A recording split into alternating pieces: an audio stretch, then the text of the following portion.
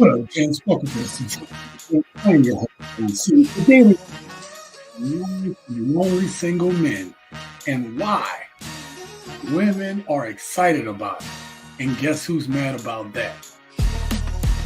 Check it out. When you come in, hit that like button so we can get more people to come in here today. We got a lot to talk about. We are talking about the rise of lonely single men based on an article that recently came out here on August 9th. It was written by a man named Greg Mattis, and we got a lot to discuss. All right. So this article that came out in Psychology Today about the rise of lonely single men, it got a lot of traction. Okay, I'm gonna tell you, a lot of people got in their feelings about this. And we're gonna discuss all of that today. And then I'm going to have you guys come up, if you want to, come up on the panel and discuss it. Make sure, obviously, when you come in that you're respectful if you're on the panel and stuff like that. Trying to, keep it adult, keep our words adult, okay? Your brother is still trying to make sure this thing gets, monetized and all these good things, all right? But, again, we have a lot to discuss tonight. So again, hit that like button so more people are notified that this is going on tonight. And I look forward to talking to my guest on the panel tonight. But I'm going to get right into it. I'm going to talk about the article. We're going to discuss that first. Then I'm going to go through and do my shout outs as more people come into the chat. And then I'm going to bring people up on the panel, anybody that wants to come up. And then after we have that discussion, I'll do my breakdown. And then we'll go ahead and shut this thing down. All right. But I want to hear from you because this is a hot topic. I'm telling you right now. And a lot of people are talking about this article. I think a couple of the bigger YouTuber channels started talking about this. This has caught a lot of traction. Okay. So I'm going to go ahead and throw that little extra light on there. Okay. Make your boy shine nice and bright. Let me know what you guys are sipping on today. Y'all know how I feel when you come up in TSG Uncut. Oh yeah, we've also rebranded the channel TSG Uncut.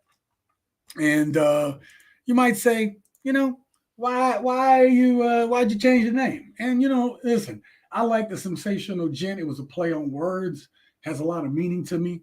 But I changed it to TSG Uncut from the suggestion of a good friend of mine, bigger YouTuber than me, and he was just saying, you want to make your channel something that people can remember quickly, something that's easy to say, something they can remember quickly. I was already thinking about rebranding the channel, but when this bigger channel, when this bigger channel told me about it, I said, you know what? I was already in my mind. They confirmed what I was saying, and it came out of left field. So shout out to Zoom to Thailand for that advice. And I like the rebrand. I think everybody likes the rebranding I've been doing with the thumbnails, with the title, how hard we've been going in the paint talking about these topics, and I can't do it without you. So again, hit that like button real quick. Listen, if I know I said I wasn't gonna get to the shout outs in a while, but we'll skip to a few shout outs real quick. I'll get back to more as we go along. But first off, I want to say what's up to my brother, John from Ham's Flight Kit Box. What's up, brother? What's going on with you tonight, bro? Hey, I checked out your video. I got to see the new one. I don't know. I think you have a new one up, or I got some type of notification. But I saw that you're training your birds out there. I'm gonna have to check out the new video, see what's popping. All right. Then we got my brother Bruce Rain in the house. Go check out this brother's channel. Go check out John's channel too. Check out Ham Flight Kicks Box. And follow that brother on his journey. Also, we got my brother Bruce Rain in the house. Go check out his journey. Brother always dropping knowledge and stuff like that. You definitely gonna love that channel. And Bruce says, let's get it. Rest in peace to White Kevin. Oh, matter of fact, hey, Bruce, I'm gonna put my drink up for White Kevin. If y'all don't know who White Kevin is, that means you didn't watch my last video. And the last video I talked about is why passport bros are lame. That video is getting a lot of love right now. I want to thank you guys, and specifically, oh damn it, I don't have it in front of me. One of my commenters on that video actually gave me a Cash App donation to the channel, And I'm really appreciative of that. So I'm really thankful. Thank you very much. Everything that you guys have given so far is always toward the channel for right now until we get bigger. All right. Tea. Nice. Oh, you're sipping on some tea. All right. Well, right here, this is my drink. I got the solo cup going on tonight. And what's in it is this Mike's Hard Strawberry Pineapple. Okay. And it seems I've already drank a little bit. So we're going to fill that back up a little bit more. Gonna get that going right there because y'all know how I likes to do. Okay. You know what I'm saying? You know what I'm saying? Shit. Your boy I'm about to bring it tonight. Now, listen, I want to talk about something real quick. We're going to get back into the intro. Oh, did I miss somebody? Hi, bro. Watching full support here. Hey, Dongski Chan TV, thank you very much for coming here, man. I appreciate you being here at the Sensational Gent. I look forward to having this discussion with you guys. As I said, I'm going to try to run through these articles quick. If you guys want to come in for the live stream and discuss what you feel about it, what you thinking about it, as long as you're respectful, you can come up here. We can discuss it here on the panel in the chat. And I have the link pinned up or starred up in the description there for coming into the chat, but we're not going to do that right now. We got to get through this article here, but I thank you guys. We'll get back to some more shout outs because, again, I do them every show. Hit that like button so more people.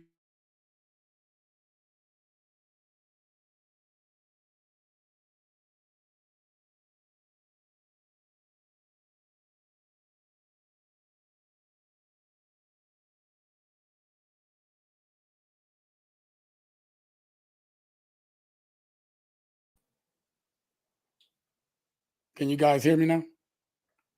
You guys hear me? Let me know in the chat. Put a 1 if y'all hear me right now. The thing said I lost it. The thing lost connection to my mic. Oh, lost the audio. So y'all don't hear me at all? No. Oh, okay, you hear me now. Okay. It looked like it refreshed. Okay, good. So I make sure it was good. All right. Thank you. Shout out to my boy Ryan Pye. That's my boy I grew up with. So I appreciate having y'all here. We're gonna get right into this soon. Hit that like button. We got to get everybody notified here. And we got the Sand Van in house. Make sure you go check out their channel as well. They're doing a lot of travel. They're doing what you call van life. If y'all know about that, y'all need to check it out from them. They're going to show you what it's about. It's basically about minimizing your life, traveling and seeing beautiful places like they do in the down under, and they take us along with them. So thank you, my friends, for all being here. I appreciate the continuous support here in the live stream. But we got a lot to talk about. I'm serious, though. We about to get in it. And I look forward to the panel. But this article from Psychology Today, I'm telling you right now, I got people in their feelings. People was feeling some kind of way when they seen this article and the people that came up and talked about this. The rise of lonely single men. Man, that drink is good right now. Not gonna lie. All right. So listen, I'm gonna share my screen with you guys real quick. All right. So this is the article that got everybody in their feelings right here. The rise of lonely single men in Psychology Today. I'm just going to highlight initially. I'm not going to read this full article. Just so you know, guys, there are full links in the description for all the articles that I am referencing here today. So it's down in there if you want to follow along or if you want to read it later. But what this thing says is dating opportunities for heterosexual men are diminishing as relationship standards rise. Men represent approximately 62% of dating app users, lowering their chance for matches. Men need to address skill deficits to meet healthier relationship expectations. Do you guys hear that? So they are saying that dating standards are rising, and that's why dating opportunities are going down. We know that most people on the app, it's a 3-to-1 ratio. If you didn't notice, I'm telling you, it's a 3-to-1 ratio, especially on like Tinder, of women to men. And women are only choosing the top 10 to 20% of all men. That's all they choosing. Okay. So um so we know that the opportunities for the lower tiered men, right? Well, we're talking like that leaves the rest of the 80%, right, of men to deal with the 20% of women, right? So there's a huge mismatch there when it comes to um, dating. But there is a way around that. If you guys are interested in dating, I'll tell you about that here in a little bit later. And then it says men need to address skill deficits to meet healthier relationship expectations. Men need to address skill deficits. Okay. So this is the dude right here. This dude, Greg Matas, right? This dude here. So you look at this and you say, and look who was reviewed by Hera Estroff Morano. So he had this woman back up his work, which you should do. Okay. But that's that. So this dude put this out. All right. Let me get back to my screen. Okay. This dude put this information out saying that men are lonelier and single because dating standards have risen. We already knew about the mismatch on dating apps, right?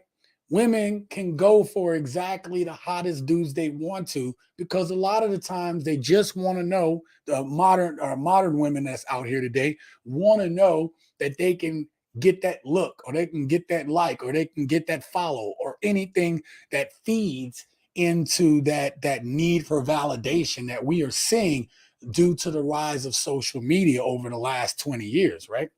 Um, and then the last thing that was said in that article was men need to address skill deficits to meet healthier relationship expectations. Now, I'm going to tell you guys something. I actually partly agree with a little bit of that. Okay. If you guys read some of these comments and some of these posts, there are some dudes that are really angry at women. And I'm going to tell you right now, there is no way that you can date or have any type of healthy relationship if you're going into it mad at the opposite gender before you do. It's not like, I've been mad at women. Now I meet somebody I like, and you think that anger just goes away. That anger came from somewhere. That pent up aggression that you feel toward a woman, it came from somewhere. All right. Whether you want to admit it or not, something happened to you that you were mad. Mom didn't breastfeed you, right? Spanked you too many times. Maybe you saw your mom doing something she wasn't supposed to do. Maybe your mom was creeping in a few too many dudes. You know what I'm saying? Whatever reason that you angry at women, or you've been rejected too many times, that girl you want to go to prom with, she poured pig's blood over your head or something like that, and everybody laughed at you. I don't know. Maybe she gave you a wedgie. I don't know what's going on. But whatever's going on, you do got to address it. Here on this channel, we always talk about men doing the work on themselves and finding their purpose so they can live their best lives, right? So there are some skill deficits, but I love how in this article, it's all placed on skill deficits of men. How many of you guys, I want a one in the chat. I want a one in the chat right now. If you guys, all right, have had a woman, if you're single and you've been dating, or you may have heard your friends talk about it, but have you guys heard of a woman, you talk to a woman and she says, I don't know how to cook? Go and put that one in the chat. If you've never heard that, put a two in the chat. Okay? Yeah, make sure y'all smack that like button. We got the Wheeler dealer in the house. Thank you, brother, for being here. Zoom tribe. That's right, bro. We up in here. Ah,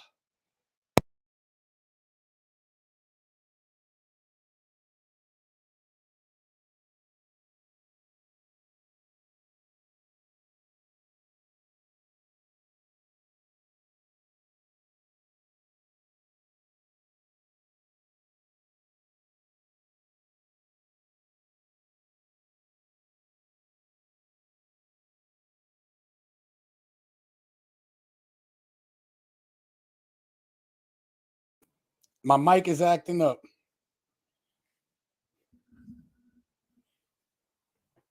Y'all hear me now? Yeah, no. Tell me if y'all hear me now. The audio is hating, bro. Y'all see I got the the mic setup going on right here. Okay, cool. Thanks. I might have to jiggle and wiggle it a couple times, but see, that's the thing. They trying to stop me, fam. They trying to stop me from talking about this. And I will not be silenced tonight. Okay? So, Kings and Dreams, thank you for the $2 super chat, brother. I thank you very much for that. I appreciate you. Everybody says one. Hey, Pete, one. Bruce recognizes Zoom Tribe, right? We got, oh yeah, I did lose sound. We talked about that. Sound is hating. I'm back. No sound. We got the ones in the chat. Jerome been through it. John been through it. The Wheeler dealer. Okay, yes. Oh, yeah. She said she doesn't hear me at all. Yeah. Escucha ahora. Okay, let me know if you hear me now. All right, we here. So you laughing at her, brother? Got you. So listen, what did I just say? Look at all the ones in the chat. You guys have heard women say they can't even cook. I don't advocate women cooking because I need a woman to cook for me. P, you my cousin. Go ahead and tell them your boy can throw down in the kitchen. Go ahead and let them know. P, put a one in the chat, bro. Let them know your boy can cook over here. All right? She says yes. Okay. Bien. Está bien. All right? So, look. I can put down. I don't need you to cook for me. You should know how to cook because you're an adult. See, that's my bare minimum. We've gotten to the point now where we talk about equality. Well, equality is you should know how to do this. These are life skills that you need to know. These are life skills that we all should know. We got these women that only know how to microwave stuff, and some of them still leave foil on stuff when they microwave stuff. I mean, come on. It's one thing. I'm not asking you to change oil. I'm saying, can you cook? Right? Basic things that you hear women that they don't know how to do it. Some of these women have been at war with their own mothers, war with their own moms, battling with their own moms. Moms jealous of their daughters. So they just don't learn these skills. Or they just didn't take the time to learn. I want to know how to cook. That stuff smelled good. Whatever they doing, I want to be able to do it. That's kind of the type of person I am. If I see something I want or want to do it, I do it because I want to know how to do it. Okay? And you know you can burn my G. That's what I'm talking about, baby. That's what I'm talking about. All right. Right? So yeah, I know how to cook. I'm not like, oh, I need a woman to cook for me. No, I don't need a woman to cook for me. I can cook for myself. But you should know how to cook for you. Right? How you gonna have this power couple dynamic when only half of the power couple knows how to cook? Bruce, this is for you. When he said rest in peace to White Kevin. White Kevin was cooking for his wife. She hadn't cooked since 2019. Where's the power couple in that? Just saying, we'll get into that more. We got to get back to this. So anyway, this therapist, right? The therapist that wrote this article, he caught flack for it. I mean, men were just losing their minds. Men were absolutely upset at this man. Yes. Listen, I don't know if you can see this. My response to the hate mail I received after the week's Psychology Today article. I don't know what the thing said. I guess I should have watched it. Right? He says, I hear reoccurring dating things for women between ages of 25 and 45. They prefer men who are emotionally available, good communicators, and share similar values. Now, listen, I'm going to stop right there. We know that, or you guys may have experienced, that you have women that will tell you one thing, but what they're looking for is completely different. It's completely different.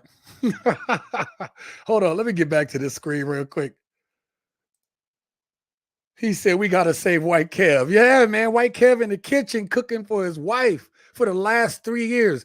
Hey, Bruce, Kev been down for 3 years, bro. Kev has been off the game, the reservation for 3 years, hard in the paint, putting in that prison time. Okay? Kev is getting to work right now. We got to save that brother. But let me get back to this. I agree that when women say they want emotionally available, good communicators and share similar values, I actually kind of got to agree with that. Something I've learned getting a little bit older is what emotionally available actually means. Some of us are so bitter and downtrodden from all the things that have happened to us. If you get into a relationship and you're still bitter and downtrodden about what's been done to you, you're not emotionally available. Now, I'm not just saying this to dudes, I say this to women too, right? If you listen to the show, I say this about women all the time. Hey, get the help you need, baby. But I also say it to dudes as well. All right. Good communicators, right? Communication is key. If you don't communicate what you want, what you need, what your expectations are, and you start getting into these long term relationships, then you're not going to be on the same page and share similar values. That actually makes sense, right? If you share similar values, you kind of do some of the same things, you have a better chance of staying together because you have more in common. People say opposites attract, but they do not attract for long-term relationships. People that have a lot in common and can draw on those um draw upon those experiences together that they have in common actually helps them stay together longer. You can read article after article talking about that. All right. So that whole opposites attract. No, it don't. You ignorant. It attracts for magnets. Okay. Or anyway. So here's the thing. Us men, what are we hearing, fellas? We hear these three things: emotionally available, good communicators, and share similar values. But what's happening is the values. What are the values? The values are, if you are a man and you're looking to have a girlfriend, these women are just as bad as men, or what would perceived as what men are, thotting it up in the street. Thotting it up in the street. T-Mac says the professor has the floor. Thank you, man. You know how I start off the show, man. I gotta get here and get this in there. And then hold up, let's finish this article. Maddox says that there are Matos, God dang it, I can't say it. Matos said there were 3 reasons men were having trouble finding partners, citing the rise of dating apps, increasing relationship standards, and failure by guys to step up. And y'all saw the thumbnail. You seen the title. Matos says guys need to step up. It's your fault, dudes. That's right. Stop being a bunch of lame, no good, dirty, rotten, no skills, cheese in your toes, uh, boogers in your nose. Stop just being men. The problem is you. The problem is all you. Get yourself together. Step up to the plate. Stop being little babies. Listen, man, you know what's funny about it? As much as men getting mad, there's some truth into it. There's a little truth there. We're gonna talk about all that. But before we talk about that, I'm not gonna let this dude get away with saying all this without being completely transparent about this dude. Is this his face? Let's bring his face up right here. That's him, Matos. That's that dude right there. Let me tell you something about our friend here, the one that has everybody riled up and in their feelings. This dude right here, seeming to be a psychologist that has put this in here. But let me tell you something about our friend Matos. Our friend Matos, this dude right here, he also writes articles for the for the magazine called what is it called? Nope. I messed that up. 1 second. What is it called? We, us, her. Hold up. Let me see if I can find it. Nope. Well, that was a mistake. Do not do that. Oh, what is it called? Hold on. What's that dude name? I can find it real quick. Hold up, real quick. His name is Greg Matos. Okay. Greg Matos. All right. So I'm going to look this up real quick. But what I want you guys to see is that Greg Matos, right, also writes for, what is the name? Hold on. Is it name? Let me find it, y'all. I think. Why can't I find this? God dang it, y'all. I can't find it. But our friend McToast here, okay? This dude here is also a writer. Let me see if it's down below. He's also a writer for a woman's magazine. That's right. So Matos is also writes in a feminist with an F magazine. So this dude is listen, and that's his prerogative. That's what he wants to do for a job. That's what this dude wants to do for a job. Then that's just it. Yeah, I can't. I'm not gonna be able to find it quick enough. I did see the article when I was doing my initial look at it. I forgot to write it down. But this is a magazine that feminist, beginning with an F, they look at, right? So he writes articles for that. Now, listen, did everything he say was wrong? No, there are some many to step up. We're gonna look at some of it, but I don't think the data or what he's saying holds the weight that he thinks it does, because there's a dynamic going on in the dating market that if you're looking at it from one side, if you look at it from the women's side strictly, then it'll be lopsided, right? Because the truth is, the data says that women are feeling like men are in some cases. And we'll look at all that data here. So he gets slammed.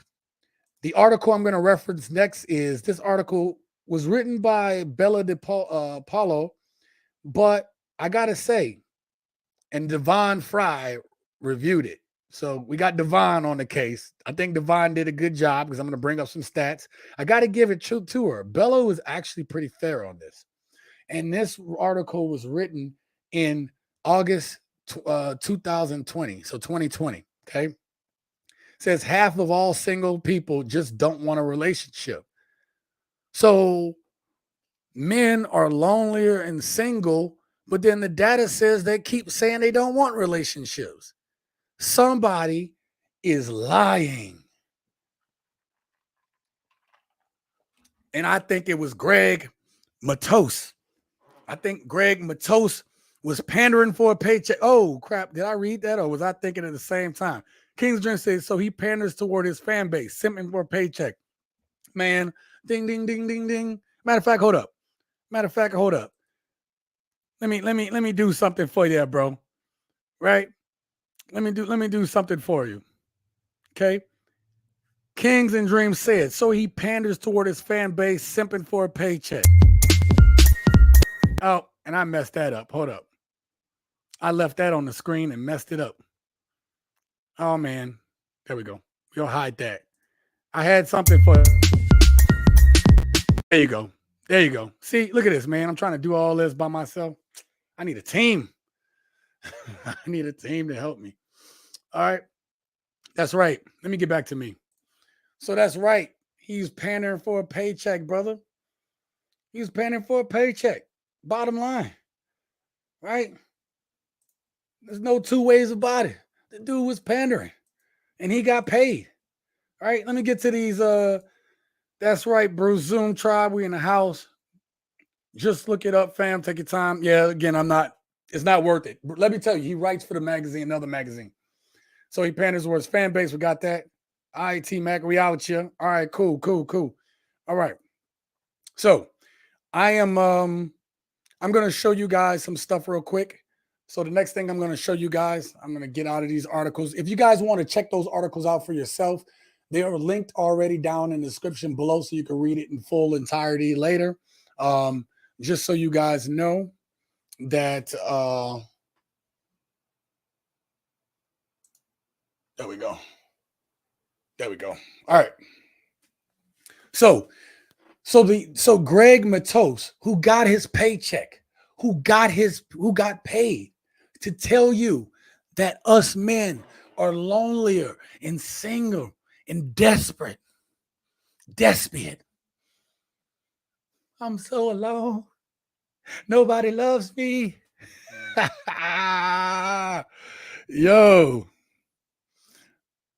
P says, check his draw. You coming up on the show tonight, P? Because that's going to be funny, bro. So listen, before we get all angry in here, we're going to have to face some truths as men. You may not want to hear it. Some of these truths are real. We know them to be real, but we're going to be real about it. See, there's two sides of the coin. We're going to admit what we need to fix here because that's what we about here. We're about accountability here on TSG Uncut. Man, it just rolled right off the tongue. TSG Uncut, baby. Subscribe. Matter of fact, since we're already there, y'all know I got to put in a plug. Let me tell you guys, if you guys are traveling, if you want to be a travel bro, then it is essential. It is necessary for you guys to get a VPN. You want to have your location secure. You want to make sure you have your privacy. You want to have a secure network. You want to even be able to see your regionally coded shows when you're out of the country. You need a VPN. And the VPN that we support here on TSG Uncut is called Surfshark. Now check it out. If you click the link down below and use my code GENT, G-E-N-T, then you're going to get 83% off your subscription, plus you'll get 3 months for free. So if you need a VPN, make sure you check out Surfshark. All right, that's my plug. Had to get that one in there. Okay. So check out that link below if you need a VPN. All right. So listen, we got to talk about this data, folks. Right. So in that third article, it brought up some data. So I'm going to share my screen with you guys again. And right here, it talks about solo single people uninterested in a romantic relationship. Solo single people uninterested in a romantic relationship. Now, in 2020, it was 50%. But if you go and look 15 years ago, it was actually higher. More people in 2005 were uninterested in a romantic relationship. Solo people looking for a serious romantic relationship. Now, in 2020, it was 14%. In 2005, more people were looking for a relationship, but it was only 2% difference. So what I'm trying to show you guys is that there were more people uninterested in a romantic relationship before. However, there's less people looking for a serious relationship. In that 15 years, what has gone on? Well, it's been the rise of social media. More people are able to date more casually. The stigma is gone. It is not the same as it used to be. Before, if you dated casually too much, you were looked at as a 304, or you was looked at as a dog. Okay? All these things are different now, right? With the advent of social media, I believe these numbers predict that. But let's go on. We have more. People that are uninterested in a romantic relationship or dating by age, okay? 37% are between the age of 18 and 29. 39% are uninterested between the ages of 30 to 49, which I believe a lot of us in this chat fall under. Okay. And then 50% of people over the age of 50 to 64. So even older people, right? We talk about dying alone, but The facts are starting to come out and saying people just don't care. They just don't care. We'll talk about that here in a little bit. And 75% over 65 plus. Listen, if you gotten to the age of 65, you just don't want to be bothered with. I talk to my mom all the time. She can't be bothered with. She think about having a dude, and then she think about how quick she be ready to kick his ass out. So it's that simple. Okay. But let's get into these age brackets that most of us fall under. Okay. I find it interesting. I understand as you start to be, if you come out of that 30 to 49 range and um, you haven't been with anybody at this point, you're so set in your ways. That's why I think people just like, whatever, man, I'm not really worried about it no more. So we sit here and Kevin Samuel used to tell women like, well, you're going to die alone. Well, women don't think about dying alone until they actually die alone or until, whatever. It's getting to the part that people are so isolated in their feelings that people aren't really caring anymore. They just aren't caring. And I think that's why nothing has changed. And I'm going to talk about later what the solution to that is. It's not that I don't think people don't want relationships, but we're going to look at that data here in a little bit. But let's get into this 30 to 49 range. So almost 40% of most vibrant adults, right, do not want a romantic relationship. Okay. So here's the numbers. That's the numbers behind it. Let's get to the next one. This says, in one of my previous posts here at Living Single, I critiqued a study that tried to figure out why men stay single based on just one flaming Reddit thread. Even in that thread in which the men were egging each other on to say outrageous things, and that's right, because it's Reddit. When you get on Reddit, people say crazy things. But anyway, I digress. Striking numbers of men said they were single because they liked being single. They had other priorities, or they just wasn't interested in romantic relationships. She found this from a booming thread. So she had a good sample size, especially if the thread does really well. You're talking tens of thousands of people, sometimes more than that on a single Reddit thread. Not that you could easily tell that from the published version of the article. The author tried to bury all those kinds of answers and instead emphasize comments suggesting that men were single because they were ugly, had low self-esteem, or just weren't making much of an effort. Gents, who does that sound like? Who does that sound like, gents? I'm going to tell you who it sounds like. I'm going to tell you who it sounds like. It sounds like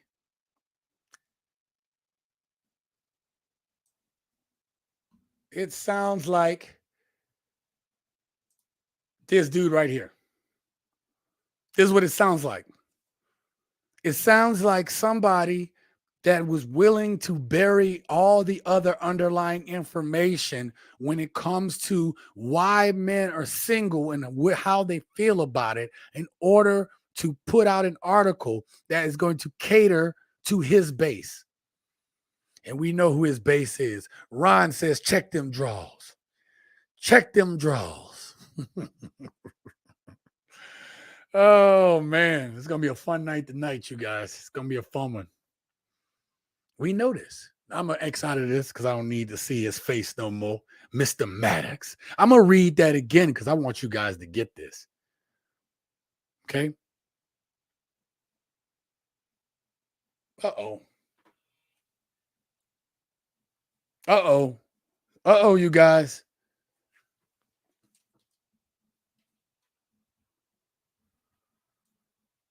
Uh-oh. Well, looks like I've had a setback here. Let's go to this layout. Damn, my phone just completely. Yo, that is crazy. All right. Well, see, this is why you got to have redundancy. Because you never know. Wow, this is crazy, man. My phone just died, man. I'm pretty sad. Yeah, bro. Bruce says they coming for me tonight. But Bruce, let me tell you something that they don't know about me. Me being that military man, I keep backups upon backups. So it was no way I was going to do a live stream after I've done more than a year worth of live streams straight or, relatively consistently, that I don't know to keep a backup cam on me, son. Come on. Now, listen, the quality ain't going to be as good and you get to see all in my ugly mug, but hey, we do what we got to do, okay? We do what we got to do to survive, all right? But they is coming for me tonight. That should make you think that, oh, if really, let's just think about that. If somebody was coming after me for the stuff I'm talking about right now, that should worry you guys. It's like, why would you put out this information? Why would you go ahead and put out information about men being lonelier and single and lonely? Damn, that's loud. That's what happened when you're in the hood, you guys. I mean, think about that. What do you have to gain? What do you have to gain by telling men, saying that men are more lonely and single? I'm going to leave that in the back of y'all head. Y'all can bring that up on the panel. Okay, I'm going to get to these. Kings just says, say that. They don't think about dying until they're dying alone. Yeah. They coming for you tonight. We talked about that. Yes, sir. Removing the single points of failure out of your life is key. Yeah, man. That's exactly it. And I think, believe it or not, let me put that back up on the screen. Bruce, you might actually be cooking right now. Let me tell you why. Removing those single points of failure out of life is key. People are feeling like relationships are single point failures, even though you're doing it with somebody else. Mike says, rise above lust, gents. Yeah. Well, I mean, listen, I think some guys are doing that, Mike. Greg has an agenda to put out saying that men are lonely and single, but the numbers say otherwise. The numbers say guys are okay where they at. Now, there are a bunch of guys, look, there are a bunch of young guys who aren't having relations. There are a number of guys who haven't had relations in a year, within a year. So we do see those numbers, but it's hard to pinpoint those numbers because some dudes are just going their own way. Some guys are just saving themselves. Some guys just don't want to deal with it. But we're going to get into the numbers. T-Mac says TG being targeted for being factual. Bro, that phone thing, that phone had charged. Now, I don't know if I misunderstood, but when the phone shut down, it actually says it's starting to charge now. So I think I'm having some battery issues. That could be it. But it's funny how those things happen, huh? That ain't going to stop me from talking tonight. They're not going to stop us gents from talking tonight. Dudes are single because they are waking up and cutting out stresses, bro. We're going to talk about that, T-Mac. Yeah, everything stops working when you go live. Yeah, everything was good. And then I decided to go live, and now we got problems. Let me get back to the data, though, so we can get people up on this panel, because I'm more interested in what y'all got to say. All right? Again, let me emphasize this last point. The author tried to bury all those kinds. Oh, sorry. Let me get to that sentence. I want to read this sentence because I think it's so striking. So men said they liked being single. They had other options, or they just weren't interested in romantic relationships. And he said, not that you can tell from that article published from a published article. The author tried to bury all those kinds of answers and instead emphasize comments suggesting that men were single because they were ugly, had low self-esteem, or just weren't making much of an effort. Listen, there are some comments about men having low self-esteem. We will talk about that. But to make it about that and bury the majority is wrong. It's disingenuous. Thank God that the article also went into getting us better data, so we had a better understanding. The author wasn't wrong that some men felt that way, and it is telling and troubling, and we should talk about it as men, because we can't just sit here and again, we take accountability here at TSG Uncut. All right, I'm gonna tell you raw. You can like it or not. I don't give a damn. All right, but I'm gonna give it to you raw. The numbers do show this, but to the level that Matos tried to tell us, it's not right.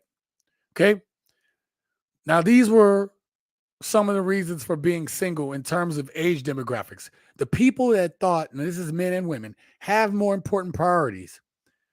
61% of people between the ages of 18 and 49, which covers the majority of the people that watch this channel. The majority of the people. 61% said they're out of these type of relationships because they have more important priorities. That's men and women.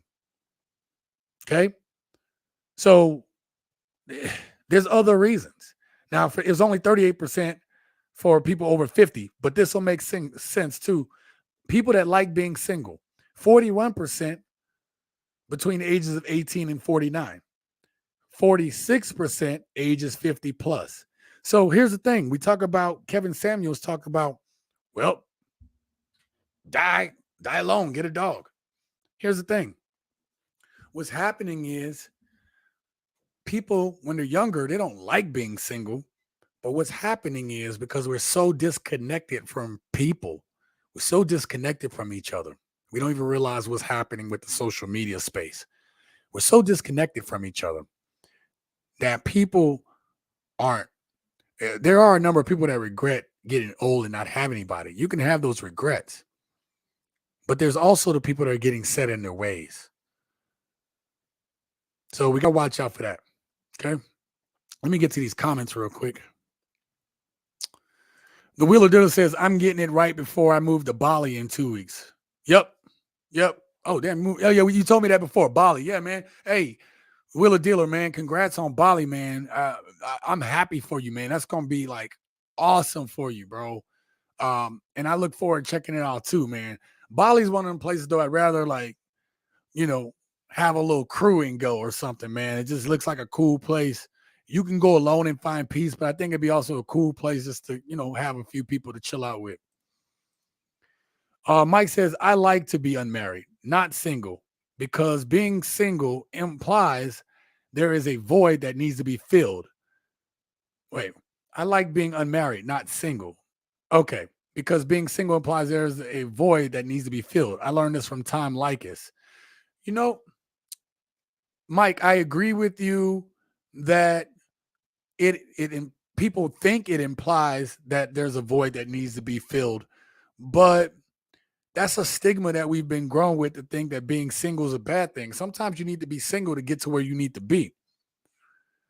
I'm not going to preach real quick, but I am. But when you're on your purpose, like if you go look at my video with the motivational video, I urge all of you that are listening to my voice to go check out my motivational video. It is a compilation of a bunch of people you know and people you don't know, stars and just great quotes. And it is a roadmap for turning your life around and for getting on your purpose so you can live your best life. And one of the things that it talked about, it was a woman who had an English accent. She talked about men when they are about to achieve great things. What do they usually do? Look at any movie. They spend time alone. Even Jesus went up to the mountain before he had to do the task. For some reason, when men, we focus in harder when we don't have that family, right? We grind. The family is what keeps us grounded to earth, keeps us grounded. Oh, man. P, you getting crazy up in there, bro. Damn, bro. I just read the comments on the side. Jesus, crazy. So we're going to talk about that. Mike, that's a good comment, because there's actually some data at the very end of this that we're going to read that has to do with what you just said. So I'm giving y'all the straight and uncut version, raw and uncut TSG. All raw. Oh, my cousin is crazy, y'all. What is going on? T-Mac says, I'm jealous the wheeler dealer. My kids are too young for me to permanently flee the matrix. You know what, bro? They might be too young, but that gives you time to plan until they are. Plan today like that reality is about to happen tomorrow. That is my advice to you, my friend. TSG Uncut. When I mean unmarried, I mean no relations. Well, damn, let me go read what you're saying. Oh, okay. Well, hey, that's your biz. That's your biz. If that's where you want to go with it.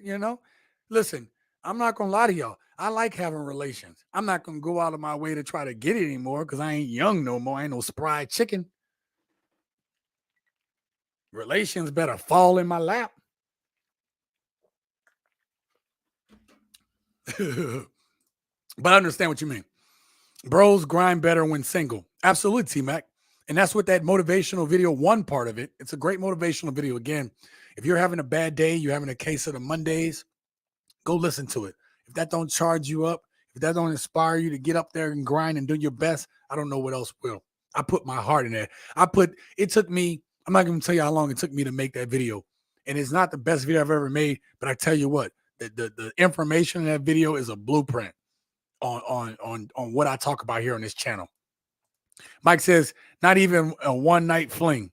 Hey, bro, look, man, you get to a certain time period, age and stuff, you ain't looking for one night flings. You just trying to get through and do what you got to do, especially as brothers that's on this grind. I'm on a grind right now. Y'all, look, anybody been watching this channel and all the changes I've made? I'm on a grind right now. You know what I'm saying? Bruce says, nah, you a good one at Mike. Yeah, bro. Luce is in the house. Thank you, brother Luce, for being up in the house here. Men during their self-building, career-building stages get more done in the single state. Traditionally speaking, men only get married for legacy reasons. Well, yeah, I mean, Lucis, I'm going to have to challenge you on that tonight. I hear what you're saying, but I'm starting to think, man, we're going to have to change our optic lens, okay? Cyclops can't keep wearing that bulky-ass single beam laser because they call him Cyclops, so they give him like a single eye laser. You got to put on some red shades with red ruby shades. We got to start thinking in a different way now, man. We can't compare to what's happened because this has never happened. Some of the things that's taking place today, we've never seen in our existence. And we have to take that in consideration as we go forward. T-Mac says, great Jesus reference, TSG. You got to get focused. You got to go up on that hill. The upper room. Don't have me. I'm going to bust up in that mother. The upper room. Man, I start singing up in here. Y'all don't want me to sing. Y'all want me to sing something? Nothing wrong with getting laid. I like to focus on my passion. Yeah. No, I feel you, bro. Yeah, man, we up here grinding. I said we a bunch of grinders in here. All right, let me get back to this. I want to finish this out so I can get you guys up on the panel. We're almost to the first hour. I ain't trying to do no 4-hour live stream again. I must have slept for a year after that. All right, here's some of the reasons why people are single. Have more important priorities. 61% of the people. Oh, did we already do this? Oh, I already read this one. But here, I'm going to read this at the bottom. This is the part that's different. The younger adults under 50 were especially likely to say they have more important priorities. 61% of them said that compared to 38% of older adults. So a lot of young people say they got stuff to do. And in some cases, they do. Some cases, they got dudes in there sitting in their drawers playing video games and like, man, I don't need no relationship. I got this tournament to do. What's the new game out right now? People still playing Fortnite and stuff, Elder Rings or some crap like that, right? Whatever they're playing, that's their priorities, right? So all the reasons for being uninterested in a romantic partner were far less important, but I'm going to go through them. 20% said too busy. 18% said haven't had luck in the past. 17% said feel like no one would be interested. 17% said not ready after losing a spouse or ending a relationship. Another 17% said feel like I am too old. And another 11% said have health problems that make it difficult. Health problems. Man, shout out. I need to go get a sponsorship from their blue pill. You see what I'm saying? Because that's what I'm thinking. Like, I got some health problems. I can't get that thing going like it used to go. You know what I'm saying? I'm going to talk in my... what's that voice? Terrence Howard. Hey man, I can't get that thing up like I used to, man. You know what I'm saying? It's hard out here for a pimp. You know what I'm saying? You know, you gonna put that tape in there, and I'm telling you, man. You know. Oh man, I'm sorry, y'all. I went off. Going on monk mode. And then we Jesus. Oh yeah, he heard me about that. That upper room. I'ma bust up in that the upper room. That's Americano J. Oh, right on, man. Let me get back to this. All right, the next one. So this is the part, Mike, that I was talking about when you were talking about earlier. So shrugging off peer pressure to partner. Mental blanketing is my term for relentless and persuasive glorifying of marriage and shaming of single people. I describe it in detail in Singled Out. The result of the Pew survey show that many single people are no longer feeling that pressure from society, especially as they get older. Even those who are likely feeling it are not letting it get to them. They are more likely to be looking for a romantic relationship, or they are no more likely to be looking for a romantic relationship than the people who are not feeling pressure. So here's the thing. People aren't sweating being in relationships. Okay. Now, this data is a couple years old.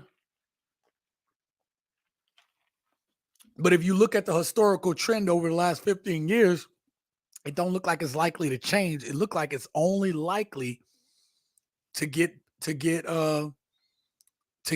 wider or be more prevalent, right? It's likely to be more prevalent as people, or as we further take this journey down the social media path. We have no idea. How this stuff is going to affect us going forward into the future, right? We think we know. We think we know what's going on, but we don't know. This is an unprecedented time in human history. For us, at least. Maybe you can draw some comparisons to other societies, but we haven't seen it. And there's nothing that we've been taught. Okay. But so we have to approach this time period with caution. But I have the solution. I'll tell y'all about that later. And then T-Mac says, them old spirituals be lit, bro. Heck yeah. P, you killing me tonight. Mike says, when I was 8 years old, I discovered my passion for electronics engineering, which takes my mind above and beyond the pursuit of lust and social status. You know, can't knock you for that, bro. Can't knock you for that. And I think, listen, when you have another passion or you have a goal or something, and then let's say you're disillusioned by the dating market or whatever, however you feel about it. If you have those other things, you just don't think about it. Like I spend so much time trying to like improve and work on this channel and make it the best that it could be. I don't have a lot of time. You know what I mean? Like I have a schedule. With all of this. So, it is what it is. So listen, gents, hit that like button real quick. They got a number of you guys in here. I appreciate you guys showing up tonight, right? I appreciate you guys showing up tonight. I wanted to bring up these articles though. Was that my last one? Yep. So that was all the data. I'm going to tell you guys real quick what I see from the data. Okay. I'm telling you guys right now, that article that has everybody in their feelings is saying men are lacking certain social skills. And some men are. Again, I told you we're going to be truthful on here. We know that there are a bunch of incels. We know there are a bunch of weak simp ass dudes that are making it very difficult right now. And listen, I can't sit here and deny it that these guys there's guys out there that don't have game.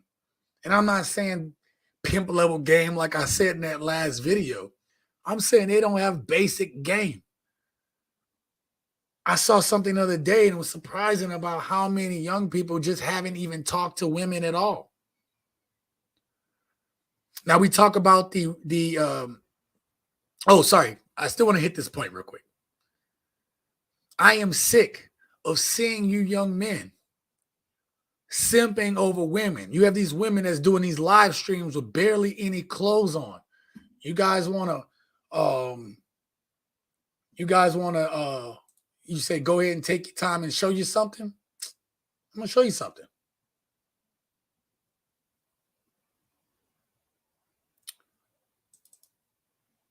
I'm going to show you something. I'm actually going to make a video on this, but I'll give you a preview of a couple clips. I'm going to give you one clip. Hold up. Hold up. I'm trying to look over my TV to see this clip. All right. I'm about to share my screen with you guys. This was in Vegas. Okay.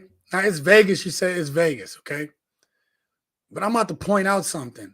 This is what we men are seeing from these ladies. Okay. They said, oh, relationship and dating standards have been raised. Are you serious? I'm going to show you something. Okay. If this don't make you think, I'm going to switch over to this screen here. Now this happened in Vegas. Check this out.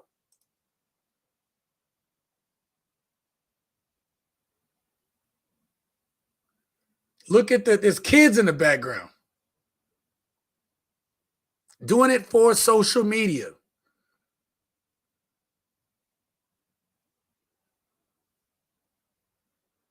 Look at that. There's little kids around. That's a preview of a video I'm making soon. Okay? That's a sneak peek of a video I'm making soon. Did you see that? Greg Matos. Old lame ass mother. Did you see that, Greg? Do you see that, Greg? Greg, when I get on social media, that's on there all the time. I don't even look at those stuff. I'm not liking this stuff. But that's what's in my feed. I can't get it out my goddamn feed. Greg, dating standards have risen? No. Men need to step up? What's that? Oh, let me find out 10 years from now that my future wife was on Instagram by a pool shaking her ass in front of kids. Greg.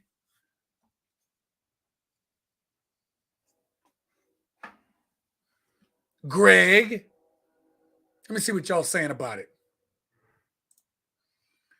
Willa says, get in your fortress of solitude. Bro, hold up. Right there. I'm all about my fortress of solitude. Okay? TSG Uncut, exactly. A lot of men have high expectations of getting attention from women, and if they don't, they get angry. There is a subset of men that do get angry because women won't talk to them and women won't holler at them. Again, I'm not going to exempt men from this talk.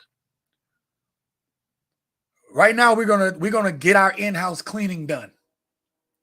But better believe, little Miss twerking in front of my goddamn kids like this, I'm coming for y'all. And I'm coming for you, Greg. Mike says weak and needy behavior is a turnoff. Absolutely it is.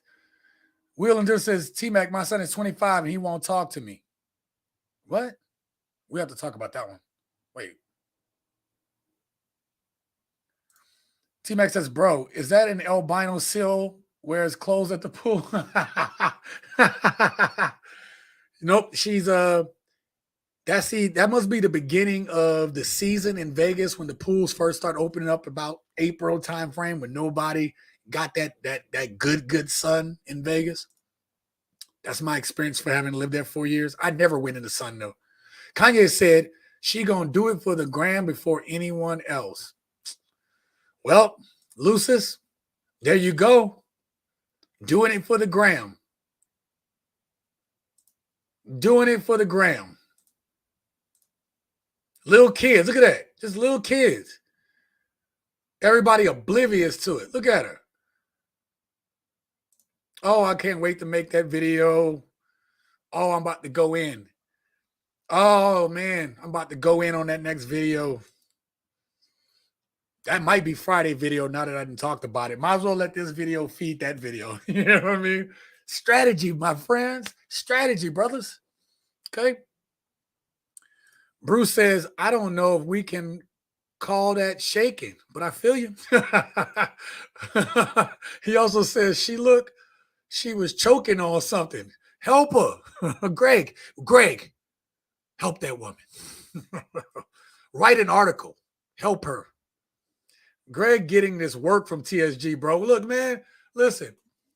I don't even know if I had the idea to go in on Greg that hard. I was going to let y'all roast, but let me show y'all something real quick. I'm going to show y'all on the back end of TSG real quick. I'm going to share my screen. So me talking about Lil Miss twerk in front of the pool there, okay? I was actually, I think I titled it, it's still a working title, about is this behavior from modern women pushing men away? Well, the answer is hell yes. So I might change that title. But I want to show y'all the back end. Look at all these.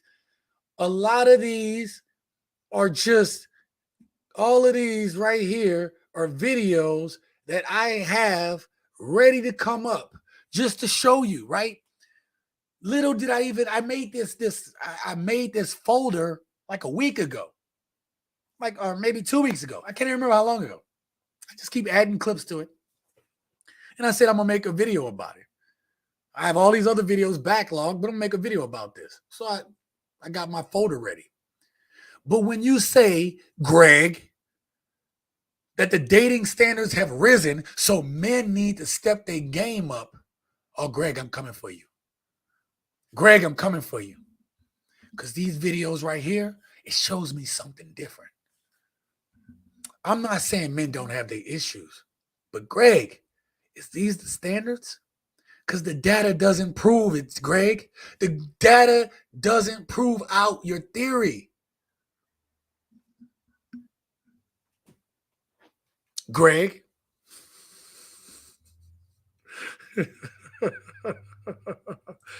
Yeah, Greg. Bruce Rain. This twerking is a mating dance that lures weak men in. Mike, that comment, priceless. But the weak men don't get some. Oh, wait, hold up. Oh, damn. You just earned yourself.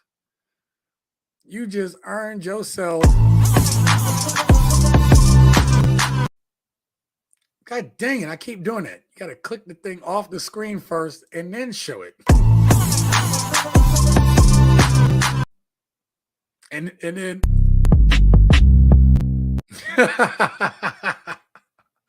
and last one about that woman twerking at the pool. She can't get right. Hey, boss, she can't get right. Something wrong with her head, boss. That's for you, Mike. Javon said, I'm here. Hey, man, this is my boy. Javon, we need to talk, son. You got a spare place I can lay my head? I need to come back through and see all my people now. Okay, it's been too long. I got to come back through. Obviously, Javon, let me show you something, bro. What's going on right now? What is going on? Hold on, Javon. Let me get this straight.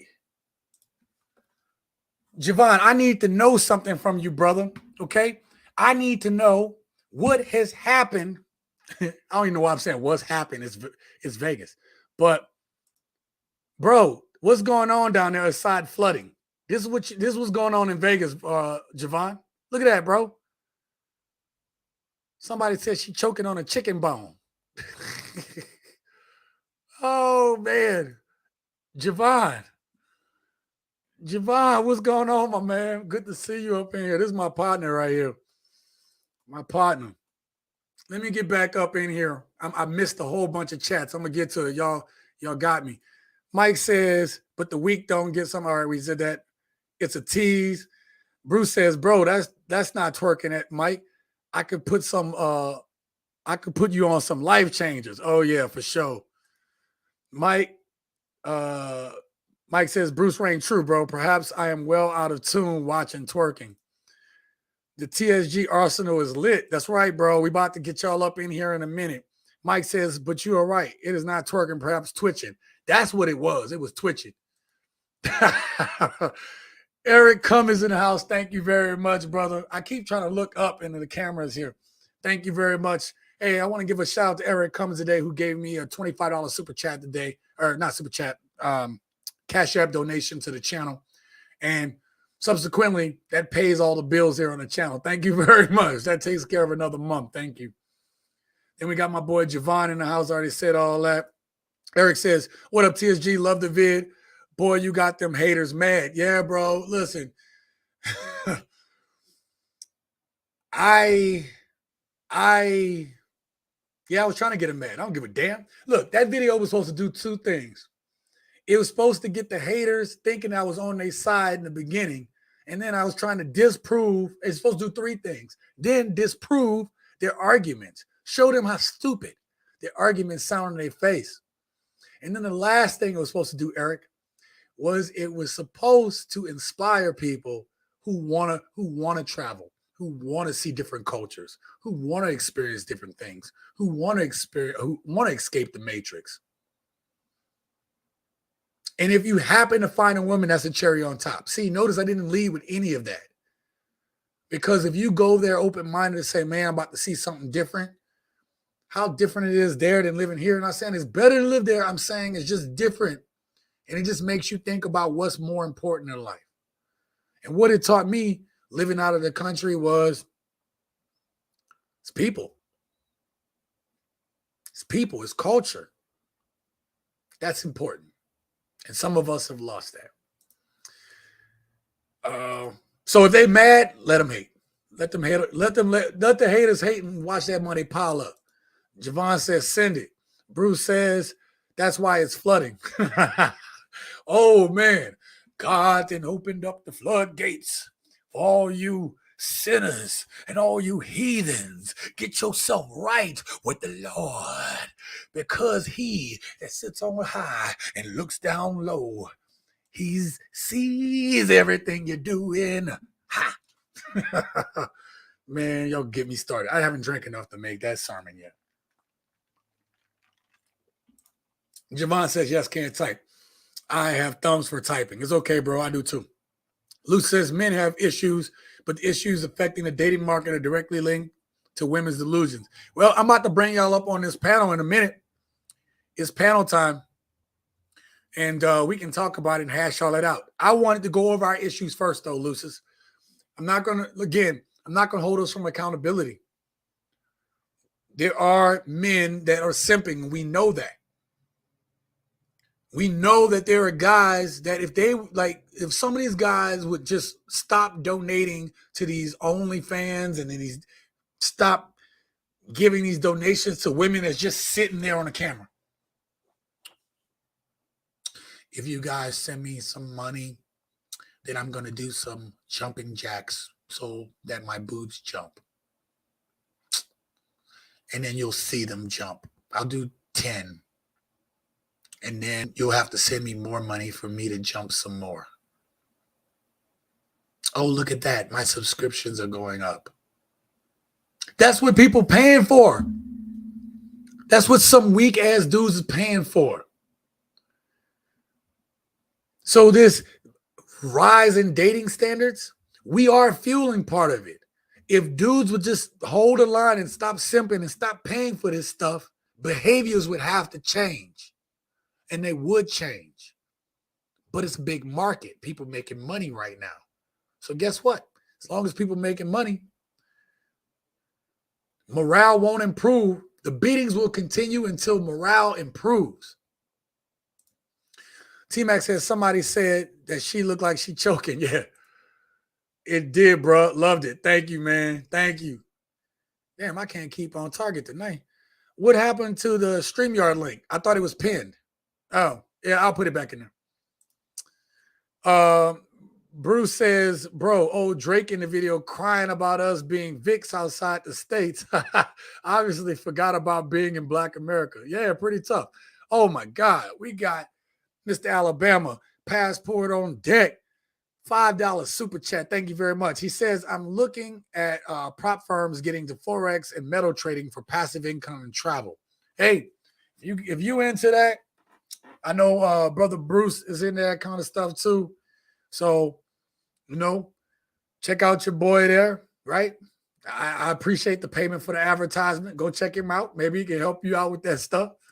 And then thank you for the $5 super chat there, Mr. Alabama. The Wheeler Dill says, she for the streets. Oh, I had that one. Damn it. Tell me I got that one. Tell me I got she for the streets.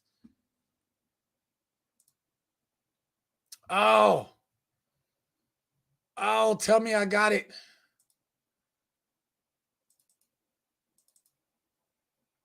Tell me I got it. Oh, you got to be kidding me. I didn't load she for the streets. Man, I'm hurt. I'm hurt. What do I have in here?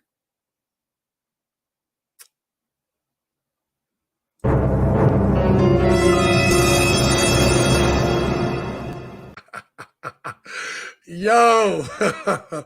All right, we're going to get to this talk discussion first. I'm trying to get through these chats, but I'm slow. Y'all beating me. Paying for a virtual box. Mike says it's not women's fault. It's weak men who enable this. Yeah, it is weak men. That's what I was talking about, man. We got to stop doing that. All right, check it out. I'm going to grab this link real quick, Lucis, so hang on there, brother. I'm going to grab this link. If you guys want to come up in the chat, all I ask is that you guys be respectful of each other, be respectful in the chat. Realize that if you are we past? Nope. We gotta watch our language, sort of. I don't care. If it don't get monetized, you guys are hooking me up with super chats anyway. I don't give a crap. All right. T-Mac says, with the $10 super chat, damn, you come off the top rope. Thank you, brother. I bet the locals in Mexico are still friendly, bro. Be real. Yeah, no, it was bro, it was amazing, man. I'd be scared to put out those videos, man, because like people are really finicky about the stuff they watch and stuff. But like, I want to just put up one of those videos just to show you guys. Okay. So I put the link in the chat. I'm about to bring up Lucis to the stream. Lucis, I'll let you take that last sip real quick. I'm going to take one too.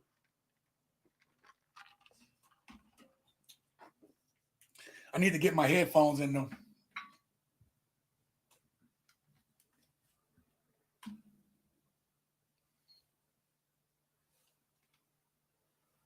All right, let's see.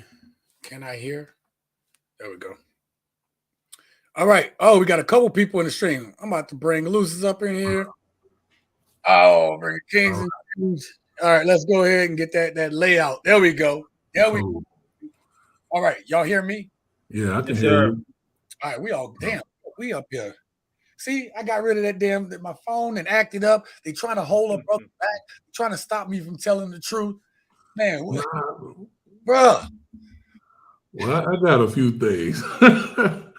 I think it's funny because we are missing some of the context.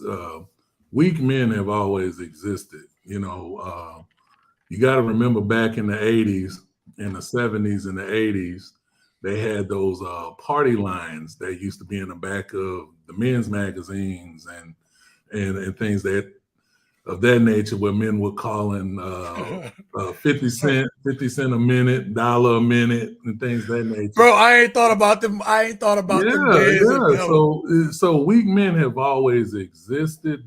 The issue that is really compounding right now is we don't have men in the mentorship way we had in the past, because that was a smaller population back in the day.